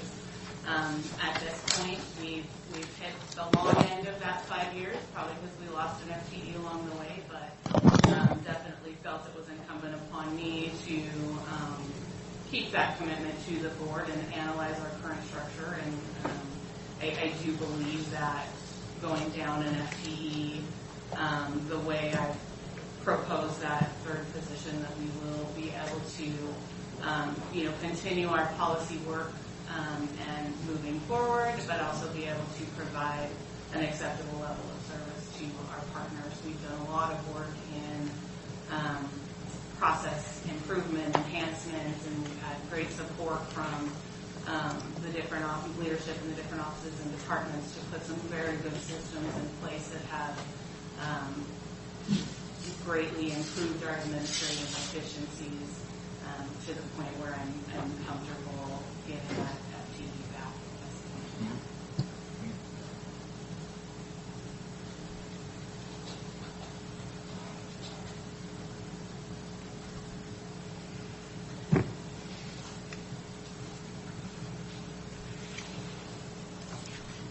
So Tom, tab 25 that we're in, the first page. The bottom, it says expenditures and uses total. 2019 working budget was 412. 2020 preliminary is 442. So this request for a reduction of 74 has not been figured into the 2020 prelim. Is that why? Yeah, I believe that's correct. It shows the MBIT for maybe, and it looks like the preliminary to the working on the last column are the same too. So wouldn't you say maybe it's not included in any changes bottom line? The 74, 331 is not included. All salary changes aren't included. It's a decision to make to take it out. Right now, it's not included in the bottom line deficit. Okay.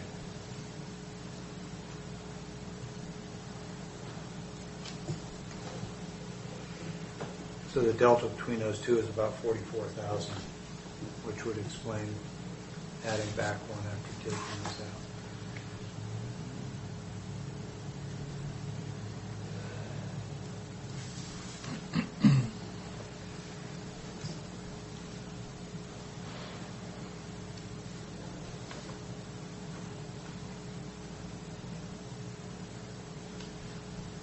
So Carly, what are the expenditures that your 2 FTEs would represent? I see the salaries and wages at 5449, but that's not 2 FTEs. That's the net impact of reducing 2 and adding 1, correct? I believe so. I have to. Yeah, I believe that's the net impact of the overall changes. Because removing the HR assistant position is a savings of $75,665. Yeah, I'm getting a little confused though, because it shows as a maybe, and if it hasn't been approved yet, it shouldn't have been rolled up and calculated.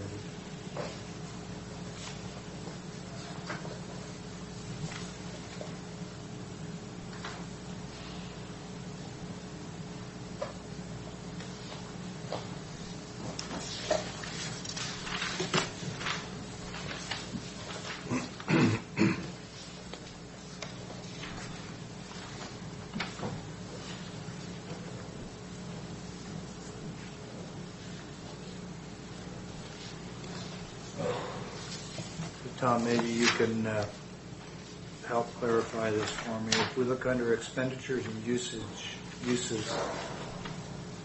101,685, salaries and wages.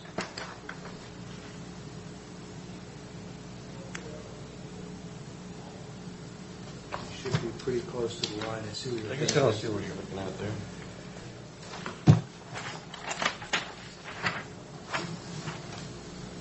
This line right here. 50,449. So I'm looking at the 2019 working budget, and it's 242,770. This is salaries and wages. And look at the 2020 prelim budget, 266,986. So an increase of about 24,000.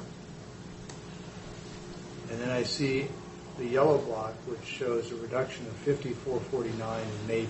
So it looks to me, if I'm reading the chart correctly, that that number, 50,449, has not been factored in to the 2020 because it's still marked as a maybe. But a minute ago, I thought I heard you say, or somebody say, that was a net roll-up of the 2 positions out and 1 in. I'm just trying to understand which. You know, I think part of that's the 266. There's other positions though that got like COLA and increases too, so step increases. So there's going to be an increase regardless. 24,000. Okay. Yeah, the 266 is the expected budget with the 4 FTE positions currently. Okay. And then the That minus answers 50 is the changes. Yeah. So it's not a roll-up at all of those positions. Okay. That was the part I didn't understand. Yeah, it's kind of confusing looking at So those are all reductions, and the total of those reductions is the 73, looks like, 73,819? Yes. And what is the effect of the position added back? I don't know that I see that. Is that the vacant position listed on the next page? It's a few pages after. 58,447? Yes. So the net is a negative 73,819. The total cost of the new position is 65,288. And where is that number, Macy? It is, yeah, it's like 3 or 4 pages after the. It's in the request paperwork. Yeah. Okay, so it's not showing up in here anywhere. No, this is netted out. If you look Okay. on the spreadsheet I have, each line has, so there's minus 94,000 for the 2 positions that they're taking out. No, I understand now. That answered it. Thank you. Okay, sorry.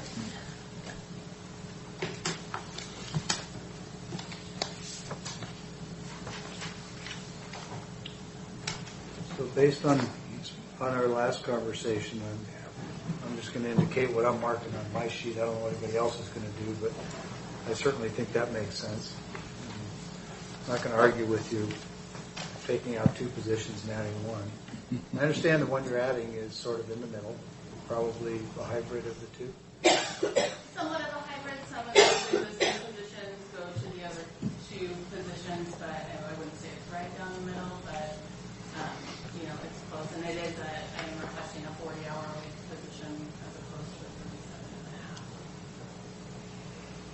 37.5. Same mission, lower cost, fewer people. Good. Yeah. I like it. I like it.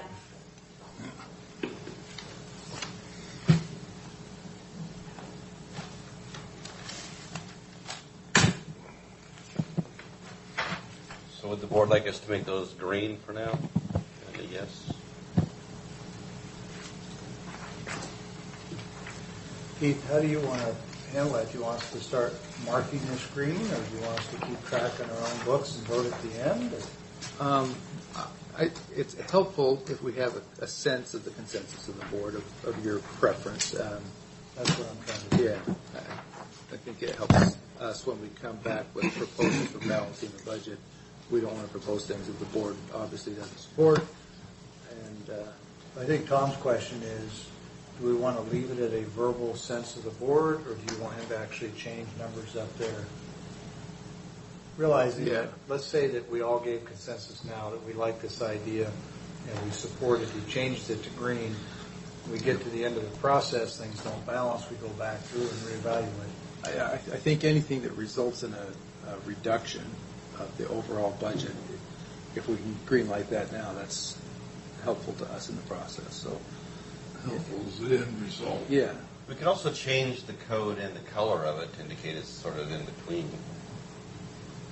As far as I'm concerned, the elected officials and department heads have a lot of responsibility and therefore a lot of say as to how they run their departments. And if they think that they can perform their mission at lower cost, I'd green light them all. I'm happy to take their word for increased efficiency.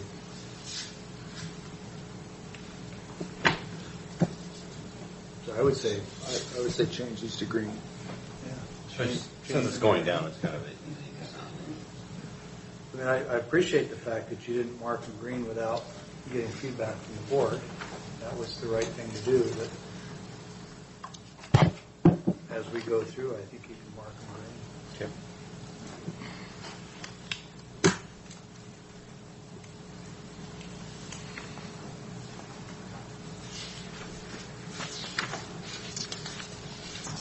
Resource accounts.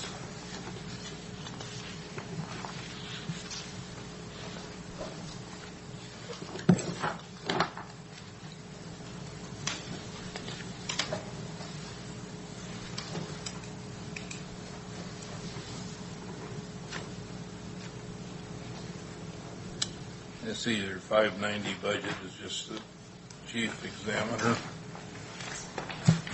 Yeah, that budget is working pretty well for us, so I'm not asking for any changes to that one. No, it takes care of our contracts and gives us the ability to, if the sheriff's office chooses to do some recruiting, we've got some money built in for them to do that as well. So we feel pretty good about that one. We've gotten that to a good place for us. Yeah. Pretty much a no-brainer. Okay. Anything else for Carly?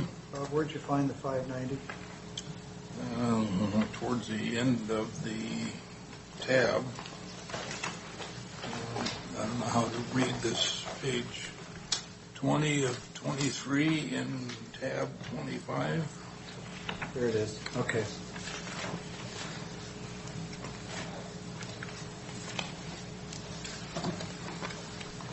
It's just a short. Yep.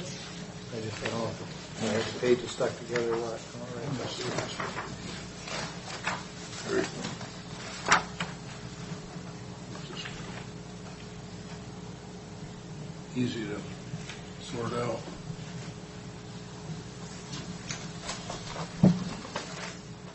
Anything else for Carly?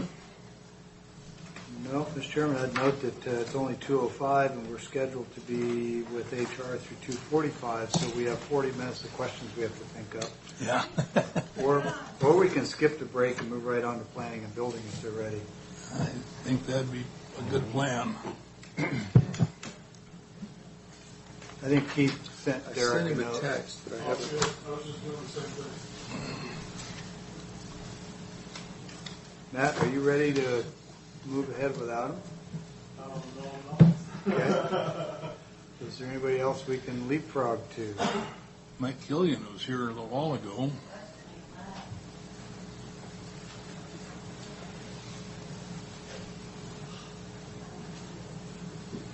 Should we give Mike a shout and ask him if he can?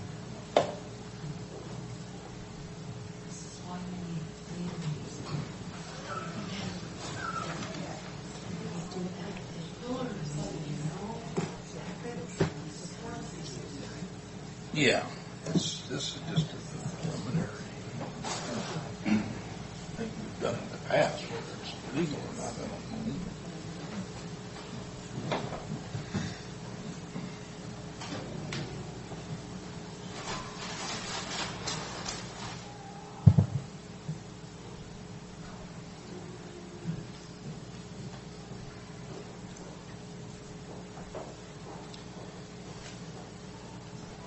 Go ahead and shut down. We'll take a few minute recess while we're waiting for. Mike's going to get like 4 texts all at once. Okay, we'll come back from our few minute break. We have the planning and building, planning and development, tab 10. Derek and Matt, and Keith are all wrapped together. So Derek, we've been going through changes. Maybe you could just start by speaking to any changes from last year's budget. Yeah. All changes to Derek. Yeah. I was not involved in the 2019 budget. But you know what the budget was. No, I know. Okay, good. So, I'm not sure what methodology they used before. I operated off a 5-year average. So, looking at the projections based on that, and then also in conjunction with that, a look to what is coming onto the ground. So, for 19, there really wasn't a lot of flats, long flats, things like that. 2020, we have increase. Likelihood of that. So, utilizing that 4-year average, I kind of came up with basically a revenue projection based on the 4-year average, the increased number of lots on the ground, with a projection of 650,000, whereas last year we had a projection of 712 for permits. And then everything else kind of follows based on those principles. But the overall... Derek, what is your projected 2019 revenue line for structures? This year, we're going to be hopefully hitting 400,000 at the end of the year. So actual in 18 was 615,000. And it seems like everywhere you turn, people are throwing concrete and lumber in the ground and building. Mm-hmm. Any idea why we went from 615,000 to 204 for the half year, 408 for the year? I can answer that.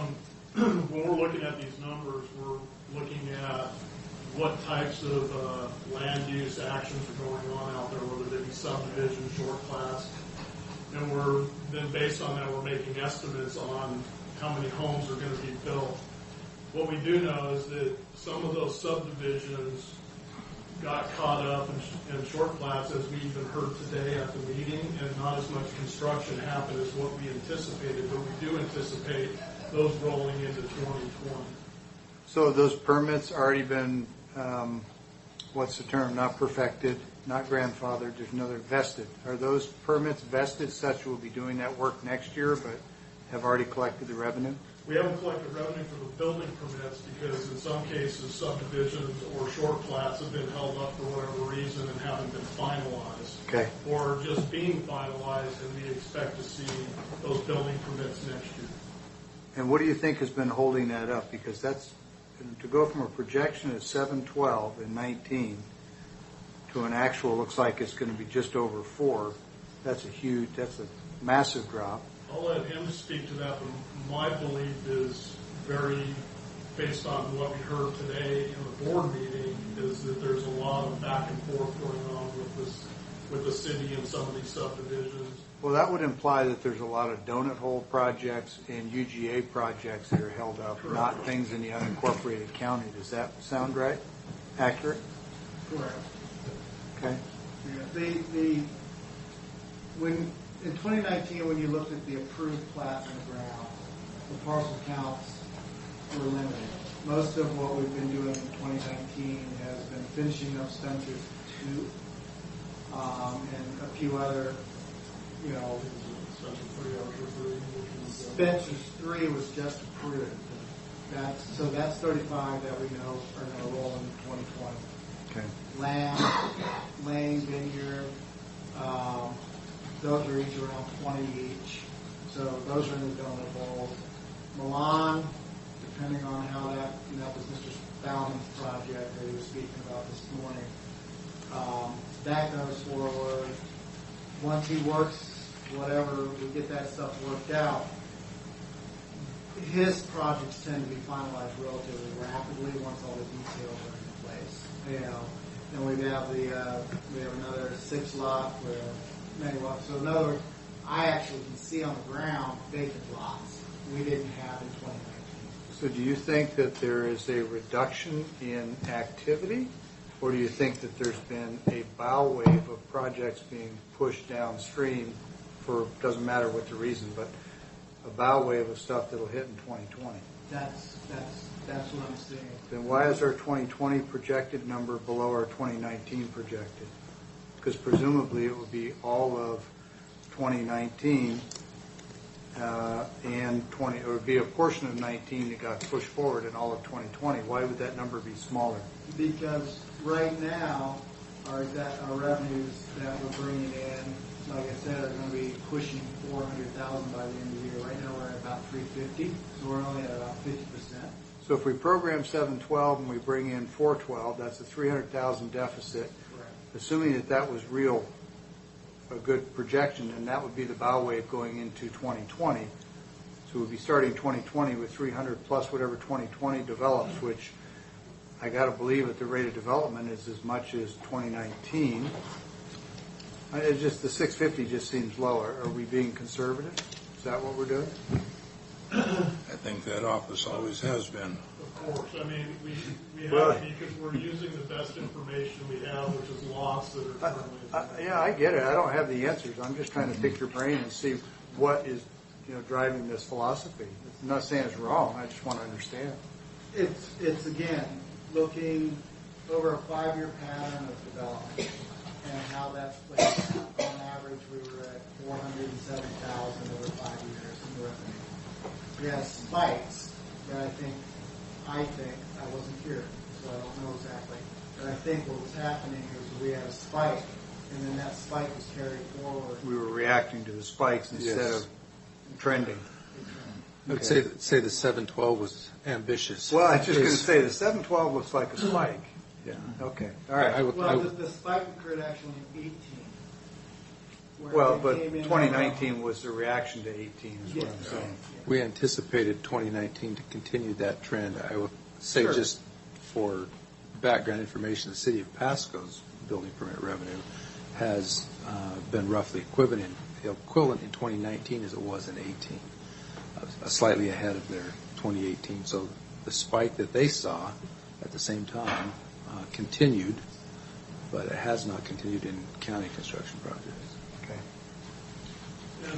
And one of the things that isn't shown up here, but I believe in 2018, I want to say, and this is going off of memory, that what was budgeted for 2018 was roughly about 150 more than what was actual. So it seems like in the past, the budgeting that was going on was overestimating revenues in many ways, and because this is at this point is a general fund account, that doesn't do anybody any good to be overestimating revenues when they're not coming in. So we're trying to.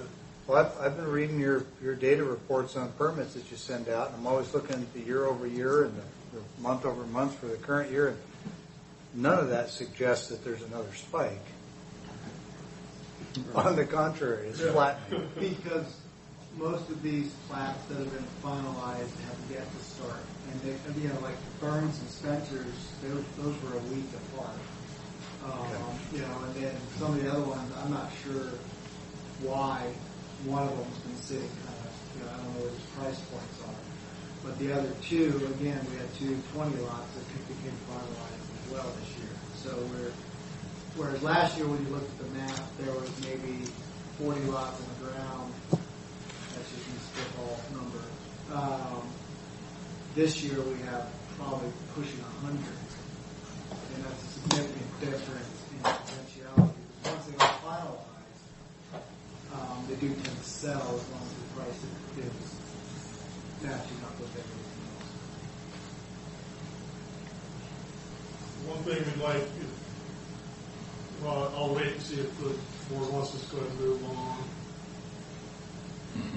One of the things that you can see that's somewhat vacant for the 2020 is Commit City of Connell, Commit City of Mesa, and Derek has been working with both of those cities on coming up with an appropriate ILA to continue doing that work. Just like anything, when we're doing work for other agencies, we have to come up with a price point where we're not subsidizing them and they're certainly not subsidizing us. So it's something that Derek had talked about, and he's really looking into that. So at the time, we left those blank, but at this point, we're asking that we add $10,000 for the city of Connell and $1,000 $1,000 for the city of Mesa, which would bring up the total non-business licenses and permits number as we have it up to 781.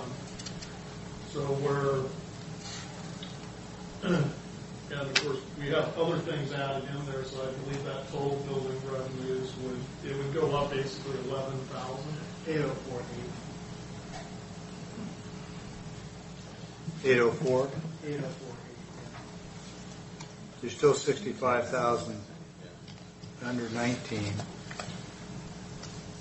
and your expenses are up 26.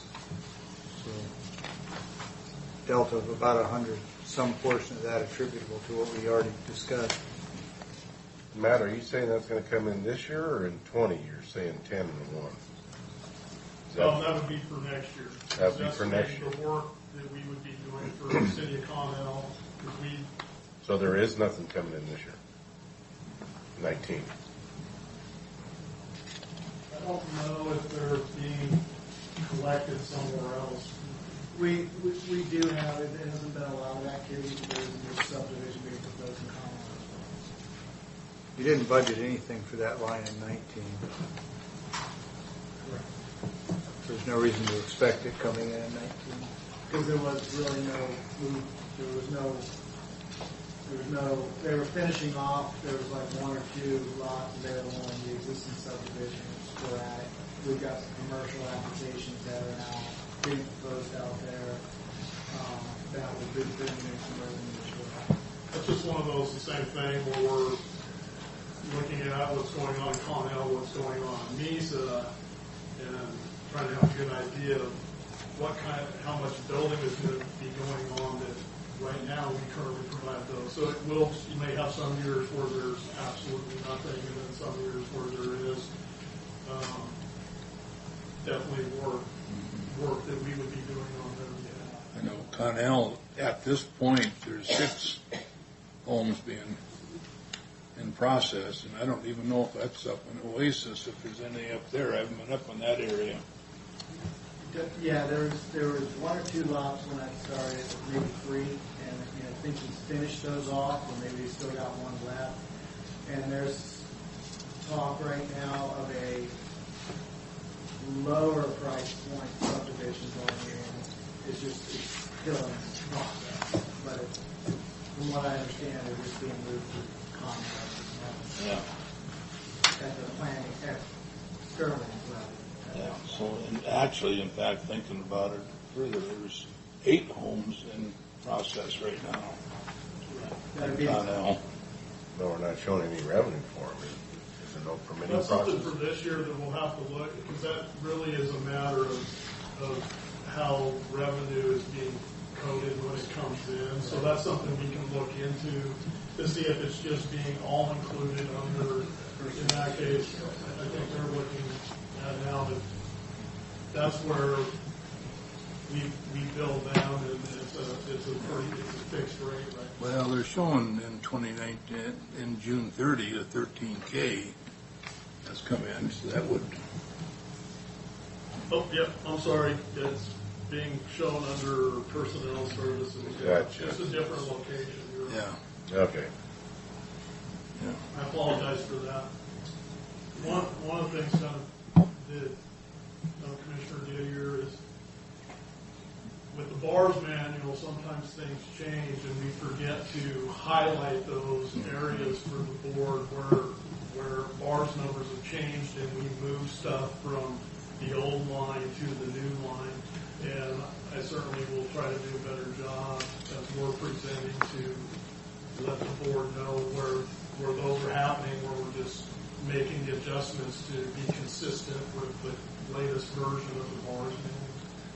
One place they call them permits, another place they call them personnel services. Yeah.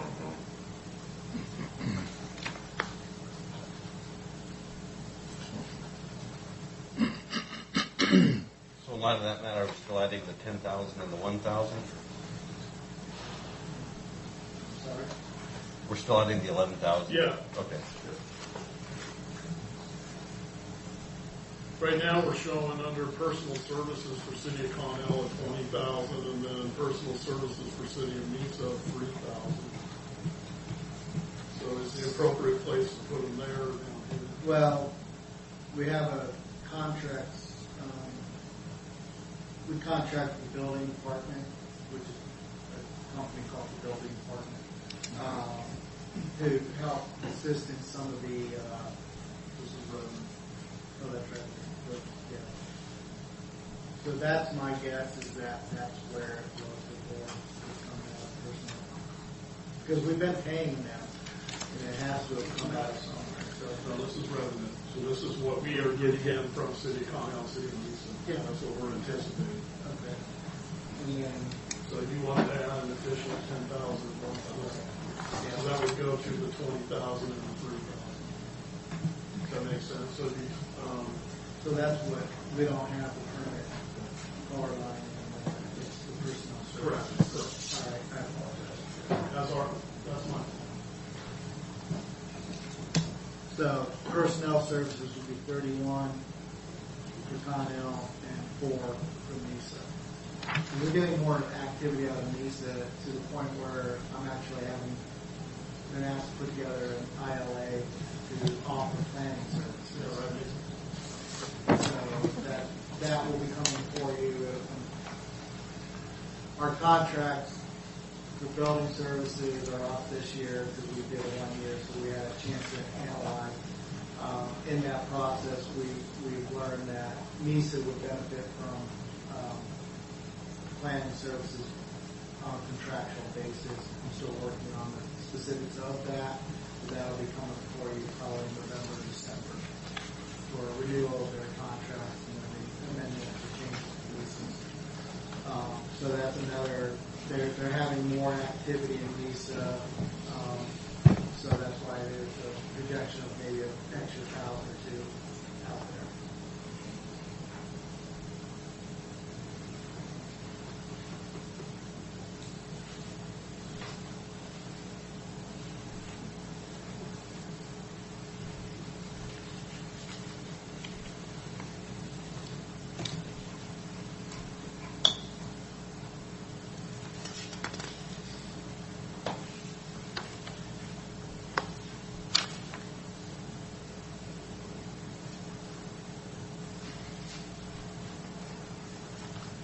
All right, with the revenue side, move on to the expenditure.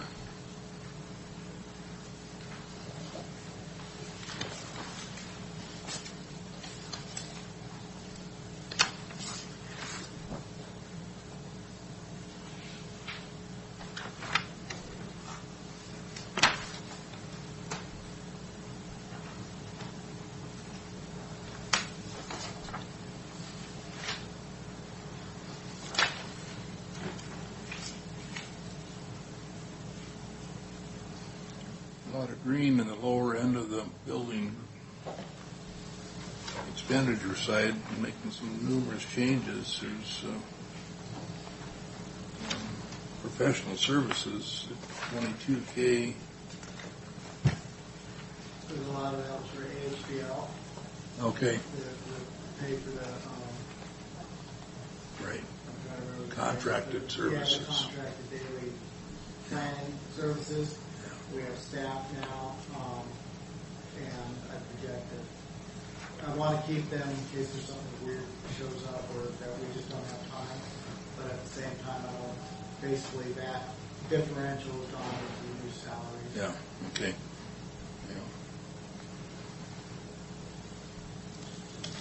Yeah. Okay. Questions on the building?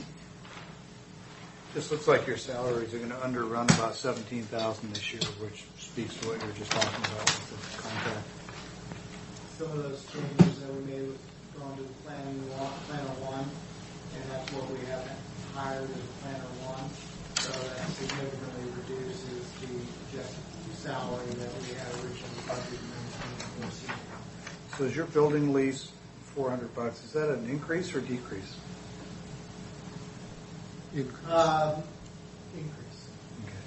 I mean, it shows as an increase, but Tom was saying he didn't mark anything green that was an increase. It's $400. He probably figured it didn't matter, right, Tom? I made that decision. I hope so. It netted into their net negative. And all of the leases with the port, they of course have there's a section in those lease that talks about them being able to raise it based on the CPI of West Coast cities. And so that's what we looked at is where is that currently lying now and what potential increases could we see in the lease for the buildings. Some of those things are very difficult to assess up front in terms of whether you code them as a green or a yellow, because they're payments that we're going to be required to make. It may be in terms of a lease. We've already signed the contract, so we've already said yes. Yeah, So don't exactly. write, just mark it green. Yeah. Don't tell me to say. If I could, before we move on, one thing I do want to touch on with the building department, and I discussed it with the board last year when we were in the same budget workshop, was there is a requirement that the building department and the planning department with the permitting process through the permits cannot charge more than what it actually costs, and therefore you can't look at it being a supplement to the general fund. And as we look around across all the other counties, as a minimum, their building department is an enterprise fund. We talked about that last year. We put it off a year because the board asked at the time, what are those impacts going to be to the general fund? We also discussed about the planning department and the building department staying as one, as an enterprise fund, which means it would have to balance itself out, how that would look. We're coming to this year and not asking to make any moves just yet because we really only have less than a year of actual cost accounting data that we can bring to the board. So what we're looking at is continuing our cost accounting efforts through the rest of this year and until budget next year, so that we can have a better picture for the board on what the potential impacts would be to the general fund. So we have implemented cost accounting. Derek and his staff have done an amazing job. We're now capturing all of that data, and then we'll continue to capture that data moving forward so that we have a clear picture for the board to make any decisions moving forward. So I just wanted to add that certainly the state auditor would like us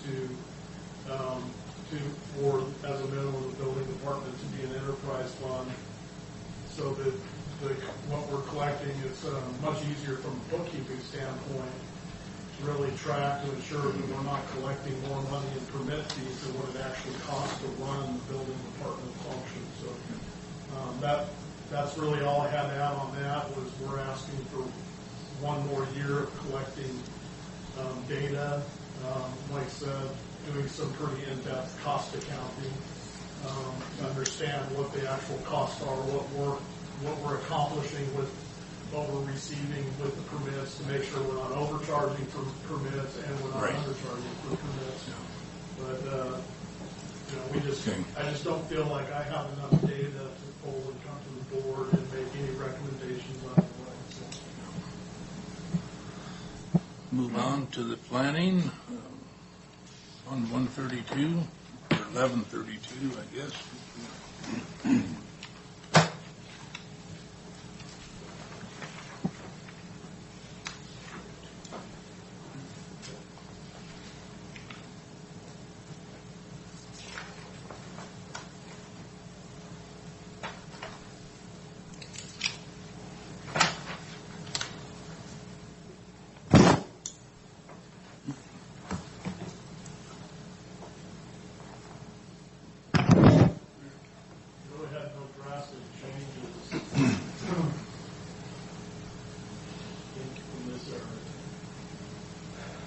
Now, what about the expenditures and uses, line 1,000, salaries and wages, 2019 of 220 and 271, that's more than $50,000 increase. Yeah, I mean, all that is based on we ran pretty much a whole year without having a pretty important position filled, and that was the assistant manager. That's what it is? Okay. All right. Yeah, and one of the office assistant positions as well, which now... Mr. Chairman, I don't have any questions on that one. Not significant, but what's the rent, space, and facilities lease revenue line? The $12,000. That's the weed board. Oh, that's right. Thank you. And the hazardous board. Yeah, you have some subspace there. Gotcha. Really what that is really a reimbursement. Is it, Tom, from a financial standpoint, or are we actually, I mean, we're paying the bill and then they're probably just mostly recovery. funding us their share. So, we're not doing it as a sublease or anything like that. The pest board pays a lump sum at the beginning of their tenure, and then the weed board pays us monthly. And just as a note, that's something else we're looking at from a Costa County standpoint, so that we ensure that these other really taxing districts are certainly paying their share. And we're looking at the methodologies to ensure that is incurring that they're not paying more than their share, but absolutely paying their share. And you had overhead too, like the accounting department at the auditor's office? Is that You had the overhead for the overall county? for Like for facilities, for accounting, for the treasurer, all the supporting. That would be part, yes, absolutely, that needs to be part of what it is we're looking at. So we're starting out as well, and so our hope is that as we come to the board next year, we'll have a better understanding of what, we've been talking about years and years of just kind of splitting up cost 50-50 between planning and building, and we need to understand, where the square footage is in a building and all that to understand whether or not it is a 50-50 split even on the two funds that exist. For the two major activities that exist for now in one general fund, so current expense fund. And we will be looking at our land use fees to make sure that we are, again, as close as possible, making sure that those fees are covering our costs. That some of our fees are pretty outdated. So we'll be looking to bring that, but that'll be something we'll be working on 2020. And we'll have, once we get that figured out, that will affect how we're going to be budgeting for 2020. That's all the revenues go.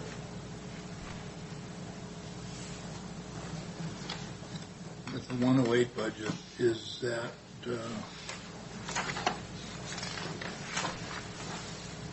this is not familiar.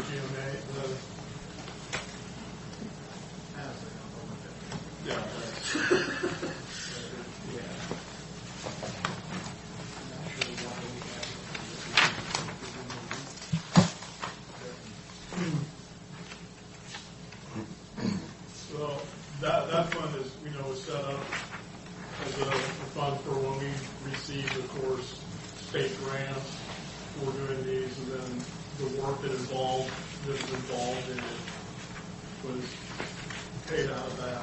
So it still exists there. We don't really anticipate what's our next plan that we're going to be focusing on. Pretty good confidence. Oh, we got zoning code. There's a lot of different But we got to make six-year plans that we'll be we got to make sure whatever we spend this money on is consistent with, I believe, the original grant. Is that right, Tom? I mean, this kind of precedes even myself. Yeah, there's some carryover funds that still need to be spent on the original intent. Okay, Mr. Chairman, we ready to move on to district court? we are.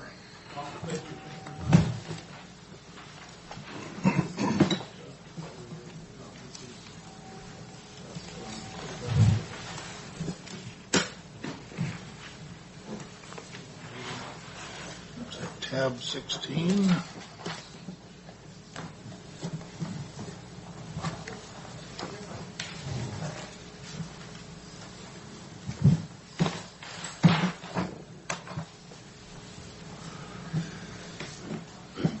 Good afternoon.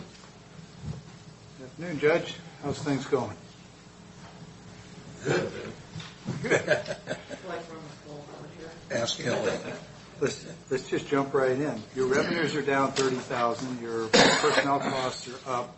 All your personnel cost increases look like they're tied to FMLA and retirement and all those things that are going up for everybody. So I'm not concerned about that, but the roughly 30,000 reduction between 19 and 20 on the revenue side, is that just more careful trend and setting a number based on several years, or are you actually seeing, you think, a reduction in revenue?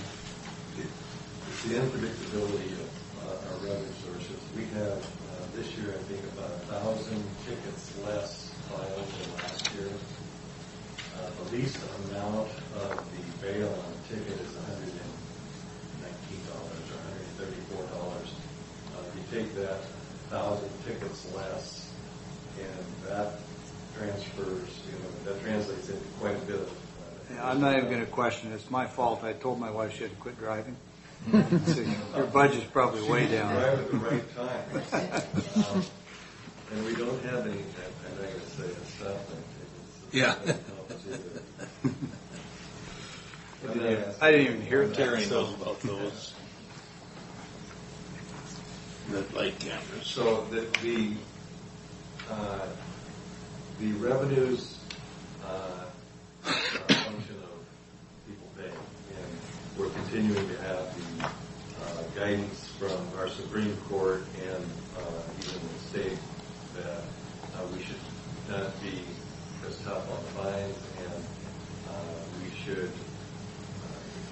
I literally make a individual inquiry with everyone who comes before the court to determine whether or not they have the ability to pay.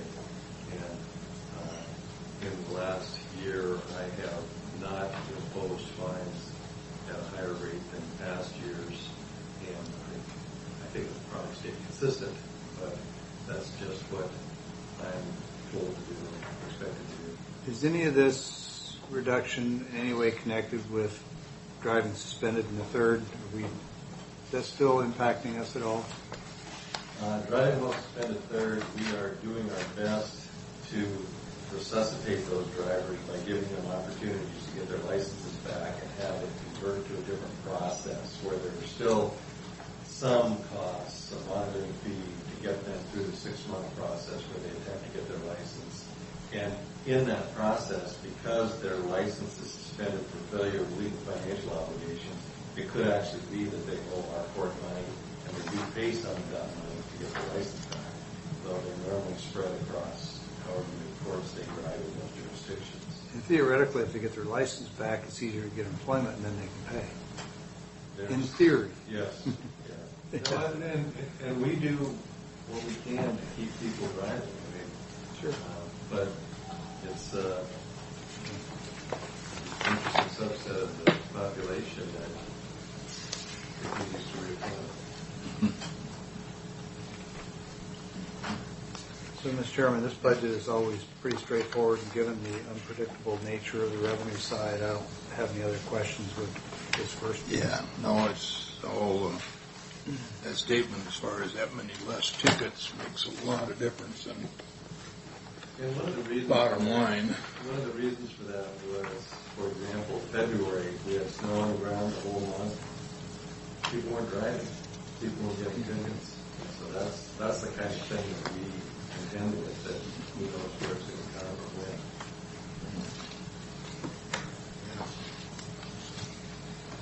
Yeah, everything was pretty straightforward. Like I say, got a lot of line items, but doesn't appear to be much of any changes here. Anything that you want to bring up to highlight that you're... I don't think there's anything that's out of the usual or curveballs or things that are changing. There's nothing that I'm aware of that's going to change dramatically this next year. Okay. For good or for bad. Are we going to do capitals later separately, or? That's an excellent question. I was going to interject that. It doesn't show up on this worksheet for district court, but it is a district court request. It shows up under the information services budget request related to video services for district court. You're going to see a request, I believe that's scheduled for next Tuesday, right, Kelly? 56,000. Yeah, the 56,000. They've received a authorization from the Trial Court Improvement Fund to use $30,000 of their money, and then between perhaps some contingency funds and also some funds that Information Services has available, we think we'll make a request for the balance of that. But we'd like to get that done this year. So Is 56 the balance after all those other sources? No, 56 is the total. Okay. So based on the numbers you just threw out, most of it's going to be covered. Yes. Like I 80 or 90%. I hope 100%, but I don't have that firmly verified. But having said that, assuming we can get that approved and done this year, then that request will come out of the 2020 budget and won't be required. Does the system have any impact on revenues? It won't have any impact on revenues. It will reduce, hopefully, costs to the jail and the sheriff's office because they won't have to transport. And so we can schedule at 9 a.m. They can be in Sure. jail at 9 a.m. We'll be done at 9:30. Well, if it improves revenue or reduces overheads, it's still a savings that probably justifies what sounds like a minimal investment. That, along with the security, we only had one individual kind of go over the sideways this past week, and all the screaming in the hall, and we don't know what they may do, and so we won't have that unless we have to transport. That's another issue for us. Yeah, that's what I was mentioning when I saw that. It's going to be a plus. It's going to be a benefit. It is broadly supported by the Corrections Department, by, of course, the court, and all of those. I know at one time the Superior Court was kind of disagreeing with that. Did they come around, or I see some head shaking? What's that, Commissioner? I think it was more Superior Court not wanting to do remote hearings for judges, wasn't it? Okay. I know a couple of years ago, or 18 months ago or something, it was a concern that they didn't think that was the way to go, but... We've been doing it for almost a year now. And then we do our mental health hearings remotely as well. Yeah. Okay. Worked out really well. So, Mr. Chairman, there is a question I'd still like to see if we can focus on for a minute, and that's the issue of capital requests. Do we want to take those department by department as we go through, or do we want to handle the capital requests as one batch at the end as we have sometimes done? I think we probably should, because of revenues this year. I think we should get the capitals all at one time when we're done with the line item. I'm okay with that. So maybe we just touch on it as we go through, but not get into a lot of discussion. Yeah, there's some questions that...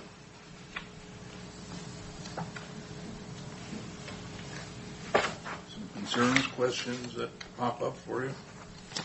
No, I'm good with what I'm seeing. Just wanted to know how we're going to handle the capital, and got my answer. Yeah, it's awful hard, besides just talking about it, it's awful hard to really come and you have to have any prioritize. kind of consensus at this point. I agree with the approach. Just wanted to see who else thought so.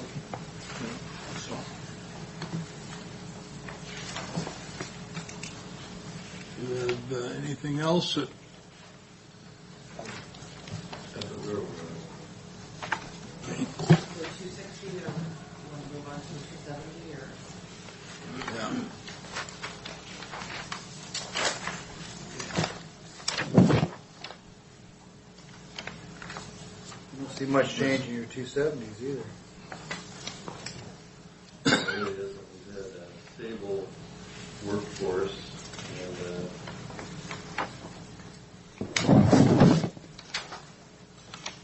It is interesting that your expenditures and uses for personnel costs look like they've gone down from 19, when everywhere else they appear to be going up.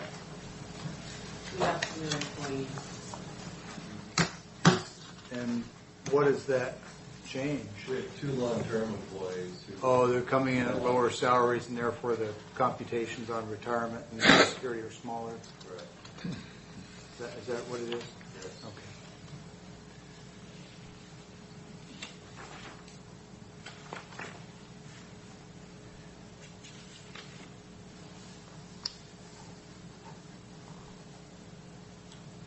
Okay, any questions there?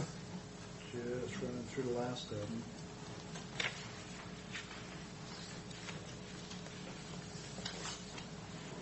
Your conference and training budget looks light. Is that pretty consistent from previous years? Yes.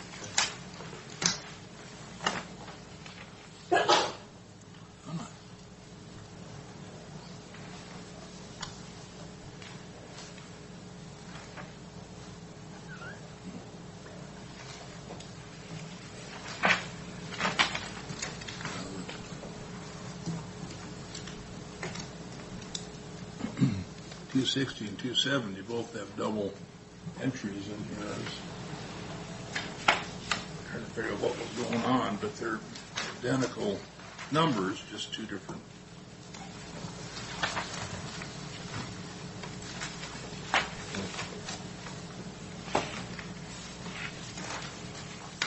Okay. 128.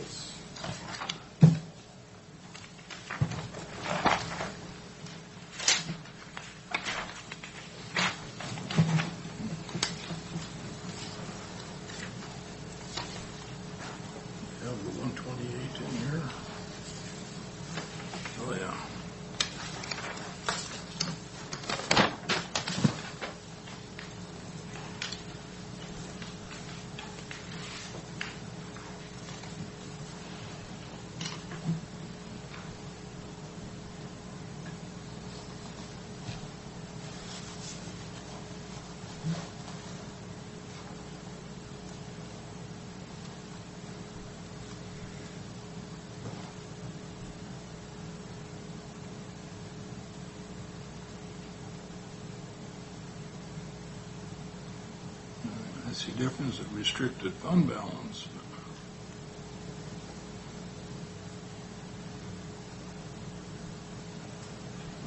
Keith, is that restricted? Is that obligated? What's the restriction that we're referring to? That's we had to classify all our funds and the type of fund balance it is, and since that that fund balance is for a specific purpose. It has to be used for court improvement. Right. But, What yeah. we used to call fenced money, but Yeah.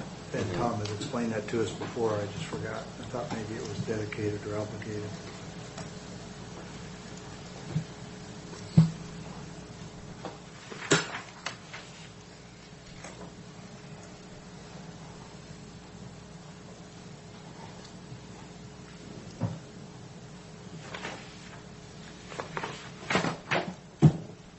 Anything else? Thank you. Thank you all. Tab 11. You might sell more in there. Oh, you might sell more in there.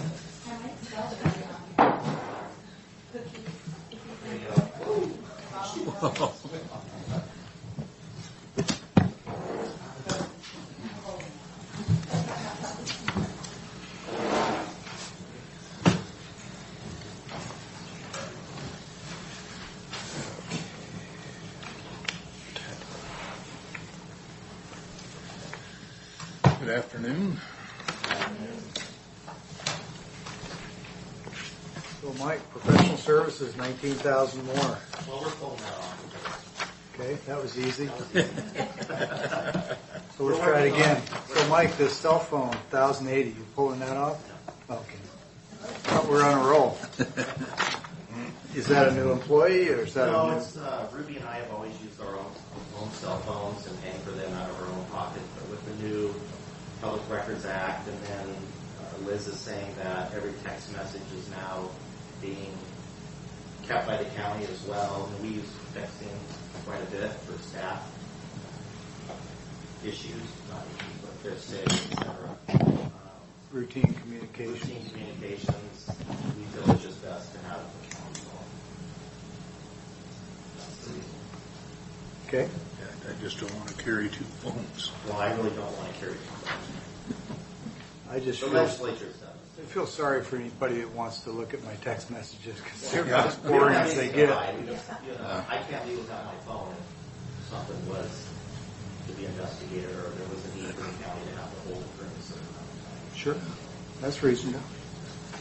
That's what those requests are for, that one request.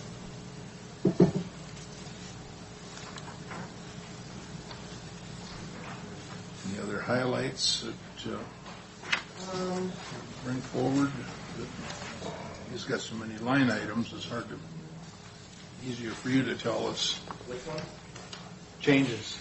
Any changes? Well, the main changes are kind of what Judge Roach talked about, LFOs, where there's some decisions out of the Court of Appeals and Supreme Court where they're not allowing the courts to collect on certain fines and fees. They actually have Some people would call it a softening of fiscal accountability. So there's quite a few non-discretionary, non-mandatory fines and fees that the judges are not actually ordering on the judgment and sentence. And then if they come in on an LFO docket and they say that they're indigent for any reason, then they get a court-appointed attorney, and then they come back and then they get those other fines that are not mandatory waived. And we spent a lot of money to help waive them. OPD does. But we're still collecting on the other fines and fees. Okay.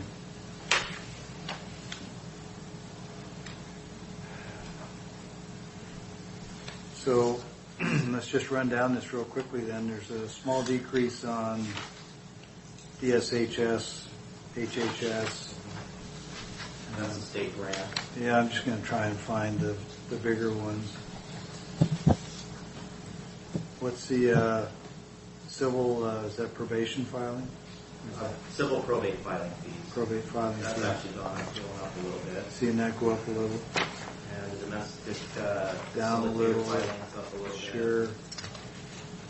Unlawful detention going down some. Detainer? Unlawful detainer, those are when landlords come in and try to evict somebody. Right. Tax warrant filings looks like it's doubling. It's doubling. We do. And those go up and down. Those are state filings for people that have unpaid, say, well, employment's one of them, DOL files, some as well. So we have no control. Actually, it's not doubling. I misread this. This is a half-year number at 49. So stayed flat. It looks pretty flat forever.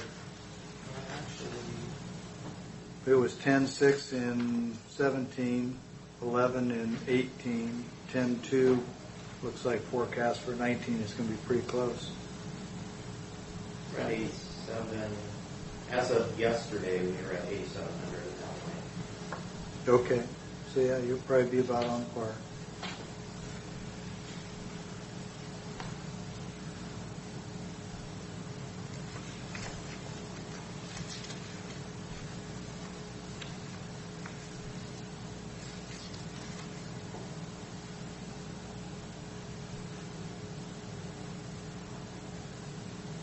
Passports are up. We were actually anticipating 100,000 revenue next year on that line. Wow.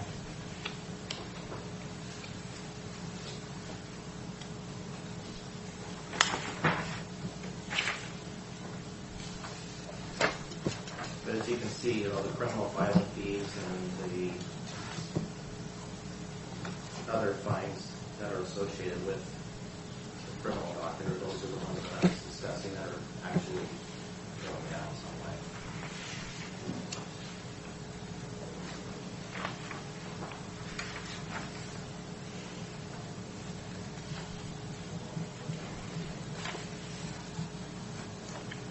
That's the Superior Court, other penalties? Yes. Down about 20%? Yes. And the warrant cost, that's another one.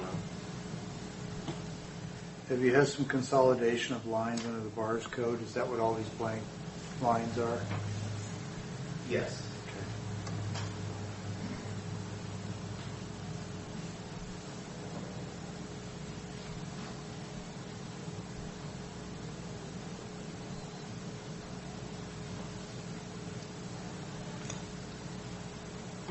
So much of this stuff, as you know better than I do, you have just so little control over it. So it doesn't look this way, you know how many people are going to come in and file for divorce, or how many filings the prosecutor's going to have, how many juvenile offenders are going to get charged. There's a lot of them that are out of our control. It's a classic case for trending and not year over year. Your interest numbers are down substantially. Is that because fewer LFOs, or Well, banking as well. is it return on the investments are down, rates Yes, are down? Rates are down. Okay. You see, that meth lab cleanup fee has dropped considerably. You just don't need as Well, much. that's not being charged much. And, you know, we used to have a huge meth problem in Franklin County, and it's substantially down over the years. They didn't see that being excessive over the meth cleanup.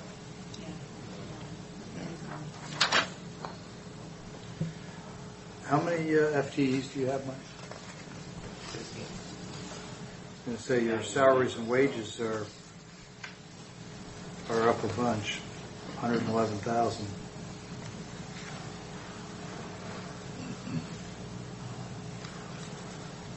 Maybe you could speak to that for me. Is that because of the reclassification? Yeah, pretty up. I think almost every position in that office, because most of them are the same grade, were reclassified a grade up.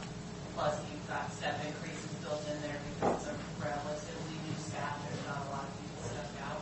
Okay. That last thing, I think it's overlooked for its amount of impact. You get an office that's 3/4 stepped out, and it's a lot more stable than a young staff. You're looking at 5% increase a year. Times a dozen employees. Yeah. Yeah.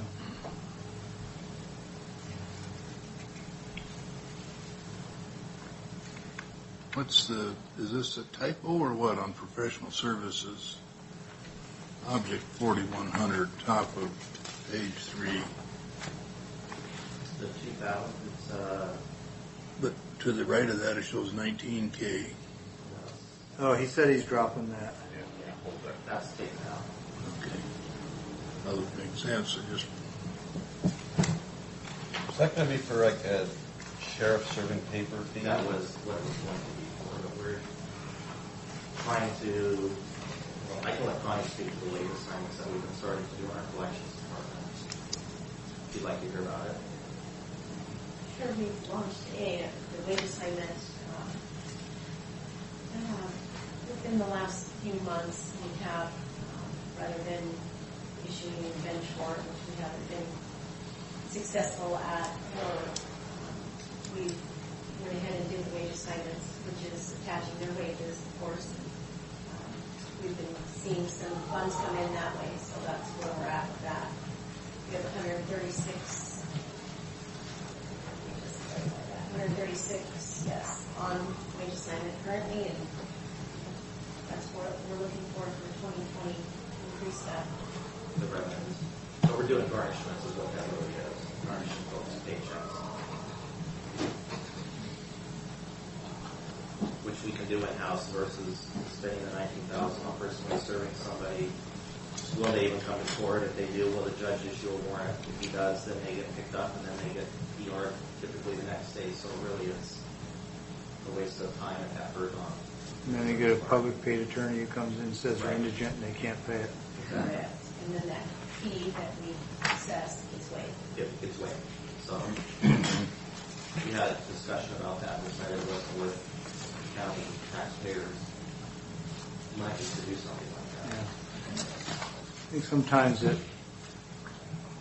escapes some folks that we're an extension of the state government as much or more than an independent level of government. Right. And Well, it's a state court. it's hard to express just how much impact what they do in Olympia has on this end. We're definitely the tail and tossed around.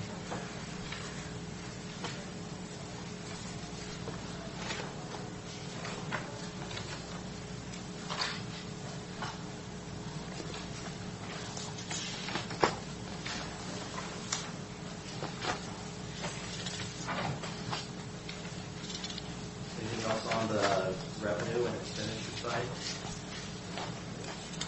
budget. I don't see anything.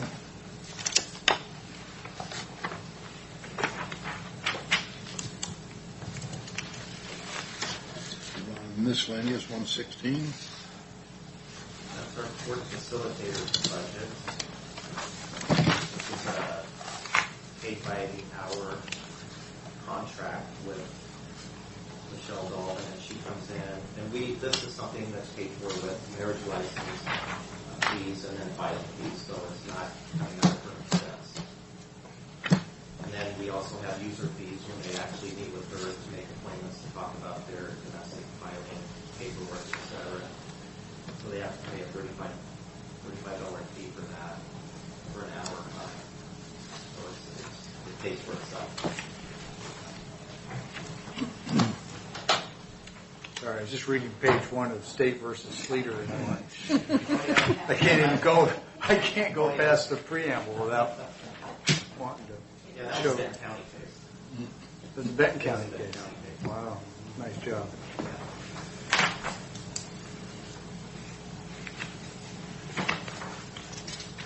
That is heard today that Benton County found a new sheriff. Huh? Well, that was that. I heard they took the new jail sheriff back. down. Oh, did they? I didn't hear that. I didn't hear that either. Yeah. They threatened to last week, and since we didn't have a meeting, I went to theirs. It didn't come up, so Yeah. it's still a nice drive to Prosser.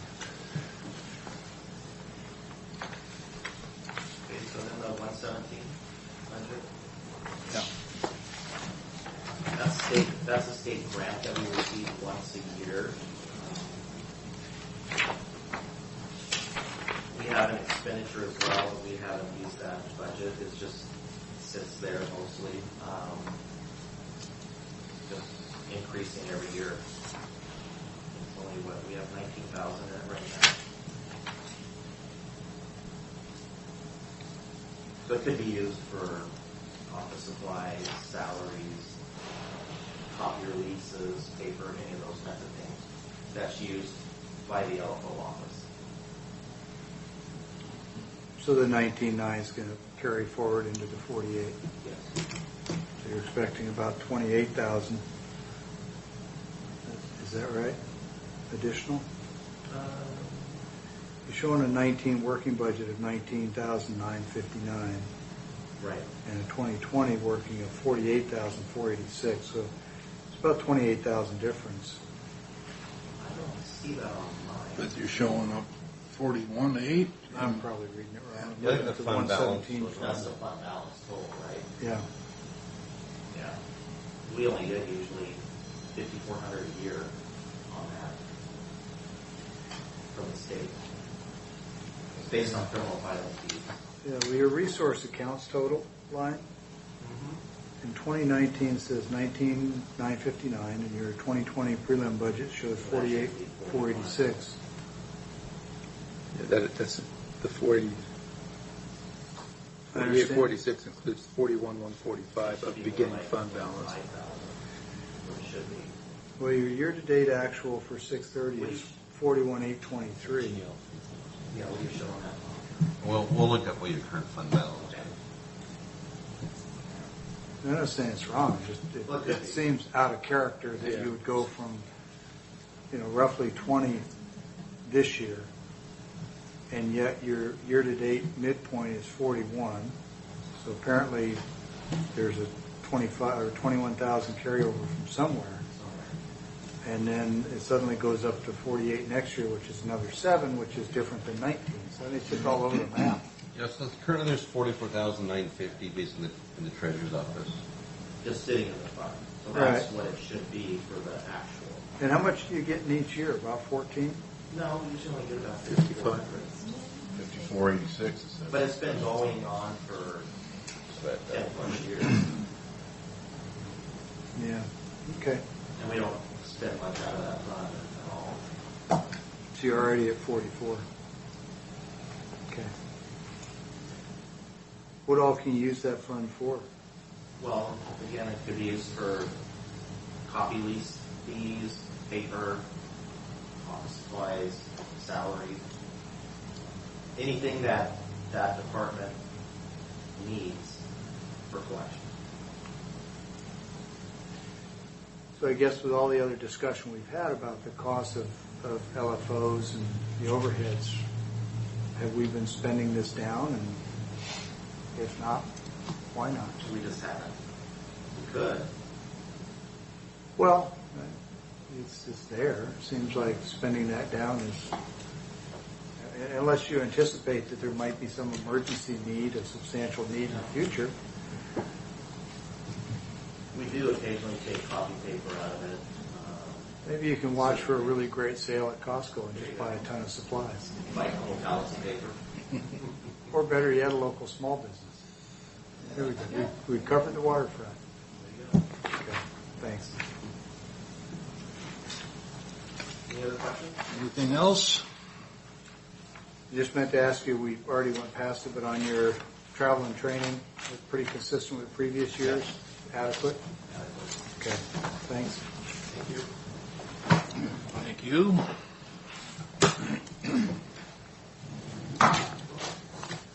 With that wraps us up for today. Unless we want to call Jennifer Wagner and ask her to come in a day early. I don't want to be here when she shows up.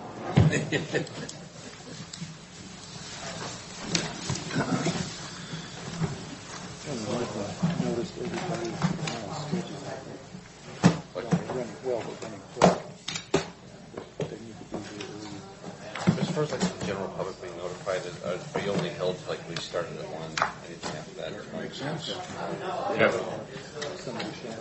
It's one meeting, so I want to speak on the clerk's budget or something. So, Yeah, we can, we're that we received in Canada, which is goes into our reading. $250 gets sent to the state. It's put into a fund. It's divided equally by Missouri and counties and by population. And distributed annually?